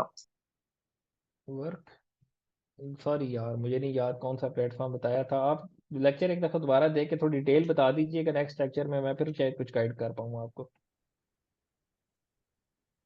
अपवर्क। और सर फर्स्ट क्वेश्चन का फर्स्ट पार्ट मेरा बताइएगा थोड़ा सा, कि काइंडली कि हमें गाइड कर दे कि किस तरह से हमें लेके चलना चाहिए इसको। यार देखें, आप एक स्टोर पकड़ लें, कोई भी स्टोर, और जो गाइडलाइंस के मुताबिक आपको मैंने बताया है कि होम पेज होता है, कलेक्शन पेज होती है, प्रोडक्ट पेज है, बेसिक पेजेस हैं, पॉलिसी पेजेस, फाउंडेशनल पेजेस जिसको हम कहते हैं, ब्रांड पेजेस, ठीक है, और ब्लॉग पेजेस हैं। कॉन्सेप्ट बेसिक अंडरस्टैंड कर लें, फिर आप उसकी कोई एक कलेक्शन पकड़ लें कि यार एक कलेक्शन है, ये किस तरह की कलेक्शन है, इसके कंपेटिटर्स कौन है, उनके कंपेटिटर्स को एनालाइज करें। तो जो जो चीज़ आप वीडियोस में देख रहे हैं उसको जस्ट आप प्रैक्टिकली इंप्लीमेंट कर लें, मजीद किसी नई डिटेल पर ना जाएं, इतनी चीज़ इंप्लीमेंट कर लें किसी ऐसे स्टोर पे जिस पे नहीं हुई भी, आपको रिजल्ट आना स्टार्ट हो जाएंगे और आपका अपना बिलीफ बन जाएगा कि हाँ यार चीज़ रैंक होती है और चीज़ सर्च में ऊपर आती है उन कीवर्ड्स के साथ। Well, I'm just working at a website which is developed by a developer, not a custom website. So what should I do there? आपने लेक्चर्स देखने हैं और उनको इम्प्लीमेंट करना है। मैं फिलहाल तो यही कह सकता हूँ ना, ठीक है, कि आपके पास डिटेल में तमाम लेक्चर्स अवेलेबल हैं। वन बाय वन आप देखेंगे कि यार मैं समझा रहा हूँ सर्च इंटेंट क्या है, ये एग्जांपल मैं लेदर बैग में समझा रहा हूँ, आप उसको मैप करेंगे अपने स्टोर के साथ, जो स्टोर आप जिस पे काम कर रहे हैं, जो आपके पास है। मैं कलेक्शन पेज बता रहा हूँ, लेदर बैग में ऐसे बनता है, ठीक है। आप फर्ज कर लें कंघियाँ सेल कर रहे हैं या आप ये ईयरपॉड सेल कर रहे हैं, तो आप ईयरपॉड्स के केस में देखेंगे कि यार मैंने कैसे करना है इस चीज़ को, ठीक है। आपने जैसे उस चीज़ को रेप्लिकेट करते जाना है अपनी अपने स्टोर के साथ। Okay, Okay, sir. Thank you. जज़ाकल्लाह। जी बिल्कुल, सामा क्वेश्चन पूछें, आपका क्वेश्चन आखिरी क्वेश्चन है, फिर उसके बाद हम धनिया प्याज अंडे लेने जाना है, जरा वो ले आए जाके। अस्सलाम वालेकुम सर। वालेकुम सलाम। सर एक वेबसाइट के बारे में पूछना था कि मोस्टली हम कंपेटिटर्स की वेबसाइट पे देखते हैं कि उनकी कलेक्शन पेजेस पे ना वो प्रोडक्ट्स के नीचे कंटेंट नहीं लिखा होता, तो फिर सर हम क्या, आपने तो कहा था कि बेस्ट प्रैक्टिस यही है कि हम एसईओ की जो भी है हम कलेक्शन हम्म पेजेस में ना प्रोडक्ट के नीचे हम 400-500 जाए तो लाइंस के कंटेंट हम लिखें और उसके अंदर हम्म हम ऑप्टिमाइजेशन करें। हम्म। और बट ये होता है कि सर कंपेटिटर्स की जाए तो उन्होंने कंटेंट नहीं लिखा होता और उनकी वेबसाइट भी रैंक हुई होती है, तो सर इसको कैसे फिर देखें? माइट भी उन्होंने तगड़े किस्म के बैकलिंक्स लिए हैं, बहुत स्ट्रॉन्ग किस्म के, ठीक है। उन्होंने प्रोडक्ट्स के अंदर जो ब्लॉग्स हैं बड़े अच्छे तरीके से ब्लॉग्स लिखे और उन ब्लॉग से बड़े अच्छे इंटरनल लिंक्स कलेक्शंस को प्रोवाइड किए हैं। ठीक है, स्ट्रैटेजी कोई भी उनकी हो सकती है ना, आपको डिटेल से देखना पड़ेगा। लेकिन अगर आप मुझसे पूछते हो कि यार ये मेरी निश है, इस निश में ये माउस सेल करने हैं और मेरी निश में जो माउस सेल करने वाली टॉप 10 वेबसाइट्स हैं उसमें से किसी ने नहीं लिखा हुआ, तो मैं फिर भी आपको कहूँगा भाई आप लिखो। ठीक है, क्यों? किसी ने कोई गैप छोड़ा है तो आप उस गैप को फुलफिल करोगे ना, आप नई इन्फॉर्मेशन वहाँ पे ऐड करोगे, नई इन्फॉर्मेशन नई वैल्यू प्रोवाइड करोगे, तो गूगल आपको देखेगा कि यार इस बंदे ने कुछ डिफरेंट किया है बाकियों से, इसको ऊपर लाते हैं। जब आप ऊपर आ जाओगे फिर वहां पे गूगल आपका यूजर बिहेवियर देखेगा कि ये पेज क्या अच्छा इंटेंट पूरा कर रहा है, कस्टमर स्टे कर रहा है, परचेज सारा कुछ कर रहा है, फाइन, इसको रखो, नहीं कर रहा इसको वापस नीचे ले आओ। ठीक है, that's how the thing works. ठीक है सर, एक एक और चीज़ भी पूछनी है सर, बैकलिंक का तो आगे आपका रहेगा कोर्स। जी जी। तो सर ई कॉमर्स के लिए सर कौन कौन से टाइप्स के हम बैकलिंक्स बनाते हैं? जैसे एक नॉर्मल वेबसाइट्स की हम लगाते हैं वो जो यूजर जनरेटेड, जैसे पीडीएफ सबमिशन हो गया, आर्टिकल सबमिशन हो गया, इस तरीके के जो है तो हम सबमिशंस बनाते हैं, या लोकल साइटेशंस वगैरह बनाते हैं। सर ई कॉमर्स स्पेसिफिक अगर वेबसाइट हो तो उसकी बैकलिंक्स कैसे बनाई जाएंगी? देखो, अब अगर एक ई कॉमर्स वेबसाइट है, उसका एक फॉर एग्जांपल एक एड्रेस डिटेल्स हैं और वो तमाम चीज़ें हैं, तो मैं तो उसके साइटेशंस भी क्रिएट करूंगा। ठीक है, उसके मैं ब्रांड लिंक्स क्रिएट करूंगा, सोशल लिंक्स, प्रोफाइल लिंक्स। ठीक है, उसके बिजनेस डायरेक्टरी के जो बिजनेस साइटेशन लिंक्स होते हैं वो क्रिएट करूंगा। ये मेरे बेसिक टाइप ऑफ लिंक्स होंगे। उसके लिए मैं फॉरम्स पे जाऊंगा, मैं वहाँ पे डिस्कशंस करूंगा। वो फॉरम रेडिट भी हो सकता है, कोरा भी हो सकता है। रेडिट एंड कोरा ये दो ऐसे सोर्सेज हैं जहाँ पे आप कन्वर्सेशंस करते हैं और उन कन्वर्सेशन से आगे जब आप लिंक्स लाते हैं, ये आपको ये बड़े पावरफुल लिंक्स है मेरे नज़दीक। मैंने इन लिंक्स को या इन स्ट्रैटेजीज को रेडिट और कोरा, और जो स्ट्रैटेजी मैंने आपको रेडिट के लिए बताई वो मैंने सेम कोरा के लिए भी यूज़ की हुई है। ई कॉमर्स के केस में मुझे काफ़ी अच्छे रिजल्ट, डायरेक्ट मुझे सेल्स मिली हुई हैं। ठीक है, ओके, इस तरीके से आप इम्प्लीमेंट करें। उसके बाद आपके आ जाएंगे डिस्काउंट कूपन्स, आप सबमिट करते हैं अपनी वेबसाइट से रेलिवेंट। ठीक है, आप डिफरेंट प्लेटफॉर्म्स पे जो डिस्काउंट कोड्स की वेबसाइट होती है वहाँ पे जाके आप डिस्काउंट कोड सबमिट करते हैं अपनी वेबसाइट्स पे। फिर जब आपने अपने आप को एक अथॉरिटी बिल्ड करना है तो आप माइट भी डिफरेंट जॉब, बड़े जॉब प्लेटफॉर्म्स पे जाके अपने स्टोर से रेलिवेंट जॉब्स पोस्ट कर दें। जी मुझे एसईओ स्पेशलिस्ट चाहिए, मुझे, आप अपने पेज को अपने उस वेबसाइट के अंदर कैरियर्स का एक पेज बना सकते हैं, उसके अंदर 3-4 जॉब सेक्शंस क्रिएट कर सकते हैं। ठीक है, उन पेजेस को आप लिंक्स प्रोवाइड कर सकते हैं डिफरेंट उन जॉब्स की वेबसाइट्स के साथ। तो वो फिर यहाँ पे आपकी क्रिएटिविटी आना स्टार्ट हो जाती है कि आप कितने क्रिएटिव हो के कितने डाइवर्स टाइप ऑफ लिंक्स अपने ला सकते हैं। फिर इसके साथ आप गेस्ट पोस्ट लिंक्स या निश एडिट लिंक्स बनाना स्टार्ट कर देते हैं। फिर अगर आपने बड़े हाई लेवल पर जाना है तो आप जो हाई लेवल की न्यूज़ साइट्स होती हैं, ठीक है, फोर्ब्स है, एंटरप्रेन्योर है और इस टाइप की डिजिटल पीआर लिंक्स होते हैं, ठीक है, आप ये क्रिएट कर सकते हैं। तो इस तरीके से आपकी वो स्ट्रैटेजी आगे वर्क करती है। ठीक है सर, मेरा एक आखिरी क्वेश्चन है सर। एक एक क्वेश्चन के अंदर दो हैं, लाइक सर जी मैंने बहुत पूछे, बार एक देखा है आखिरी कि है और एक में दो है, चलें जी बताएं। जी सर ई कॉमर्स की वेबसाइट पे हमें ब्लॉग्स मतलब बनाने चाहिए कि नहीं? क्योंकि सर मोस्टली मैंने ऐसा देखा है कि कोई भी कीवर्ड, लॉन्ग टेल कीवर्ड अगर सर्च किया जाता है, तो अगर मैं पाकिस्तान की बात करूं तो सर कोई सर्च वॉल्यूम नहीं होता, क्योंकि लोग बस डायरेक्टली ही उन प्रोडक्ट को जानते हैं और मतलब वो कलेक्शन पेजेस के ऊपर आना चाहते हैं, उनकी पर जो इंटेंट होती है वो परचेजिंग इंटेंट होती है। तो सर क्या ब्लॉग्स हम्म। बनाने चाहिए ई कॉमर्स वेबसाइट में? और दूसरा इसके साथ कि अगर वेबसाइट मेरी वर्डप्रेस पे बनी हुई है तो क्या वर्डप्रेस पे ही जाना सही है कि नहीं, उसको माइग्रेट करके शॉपिफाई पे करें, नहीं या नहीं, शुरू से वर्डप्रेस पे शॉपिफाई रहें पे ना, करना है? आप वर्डप्रेस पे रहें। ज़रूरी नहीं है कि आप उठा के हर चीज़ शॉपिफाई पे लाना स्टार्ट कर दें। ठीक है, आप कंफर्टेबल हैं वर्डप्रेस के साथ, फाइन। वर्डप्रेस की सिक्योरिटी आप अच्छे तरीके से हैंडल कर सकते हैं, स्पीड हैंडल कर सकते हैं, फाइन। आप इजी हैं उसके साथ, ज़बरदस्त है, कोई ज़रूरत नहीं है आपको शॉपिफाई पे आने की। ठीक है, फिर जो आपका पहला क्वेश्चन क्या था, सॉरी मैं भूल गया हूँ। सर ई कॉमर्स में ब्लॉग्स बनाने चाहिए कि नहीं? हाँ, ब्लॉग बनाने चाहिए, आपका क्वेश्चन है ब्लॉग्स बनाने चाहिए या नहीं। मैं कहूँगा बनाने चाहिए। कलेक्शन पेज पे आप प्रोडक्ट टारगेट करते हैं, ठीक है, और उस पेज के ऊपर आप वो टारगेट करते हैं blogs target. For example moringa बहुत सेल होता है, ठीक है, मोरिंगा लोग पाकिस्तान में बड़ा बेच रहे हैं, e com, Facebook ads, Google ad से बेच रहे हैं। एसईओ वाले क्या कर रहे हैं, उस पर प्रोडक्ट पेज बना दिया, कलेक्शन पेज। अब मोरिंगा इस्तेमाल कहाँ पे होता है, क्या कौन कौन से पेशेंट्स हैं जो मोरिंगा से वो हो सकते हैं, सेहतियाब हो सकते हैं, उनके ऊपर आप ब्लॉग्स बना सकते हैं, उन क्वेरीज के ऊपर ब्लॉग्स बना सकते हैं। ठीक है, और उन क्वेरीज के अंदर से आप उसको इंटरनल लिंक कर सकते हैं। लेकिन डिपेंड करता है ना कि आपने, अब हमारा रीजन है फॉर एग्जांपल, वहाँ पे एक कीवर्ड की डिफिकल्टी फॉर एग्जांपल 5 है। अब आपने अगर रैंकिंग ही करनी है खाली, तो आपके पास बजट नहीं है बहुत ज़्यादा, या क्लाइंट का बहुत ज़्यादा बजट नहीं है, आप बेसिक लेवल में रह के रैंक करवाना चाहते हैं, तो फिर मैं आपको कहूँगा आप ना जाएं ब्लॉग्स पे, आप जो कलेक्शन पेजेस हैं आप उसी के ऊपर ही कुछ ना कुछ करके रैंक कर लें।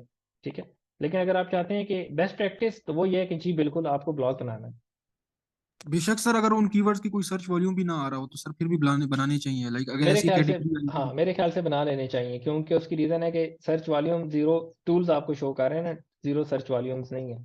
आप सिंपली देख सकते हैं, रेडिट के अंदर देख सकते हैं, कोरा के अंदर देख सकते हैं, या आप अपने आसपास के रीजन्स के उसको देख सकते हैं। आप इंडिया की सर्च फॉर एग्जांपल कंपैरिजन में ला सकते हैं। सेम रीजन्स हैं, सेम डेमोग्राफिक्स हैं, सेम इश्यूज हैं, हेल्थ प्रॉब्लम सेम है, ठीक है।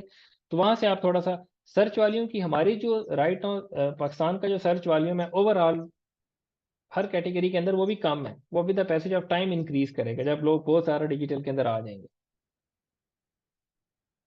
क्योंकि हम लोग एक ग्रोथ फेज में, एक एवोल्यूशन फेज में हमारी मार्केट राइट नाउ।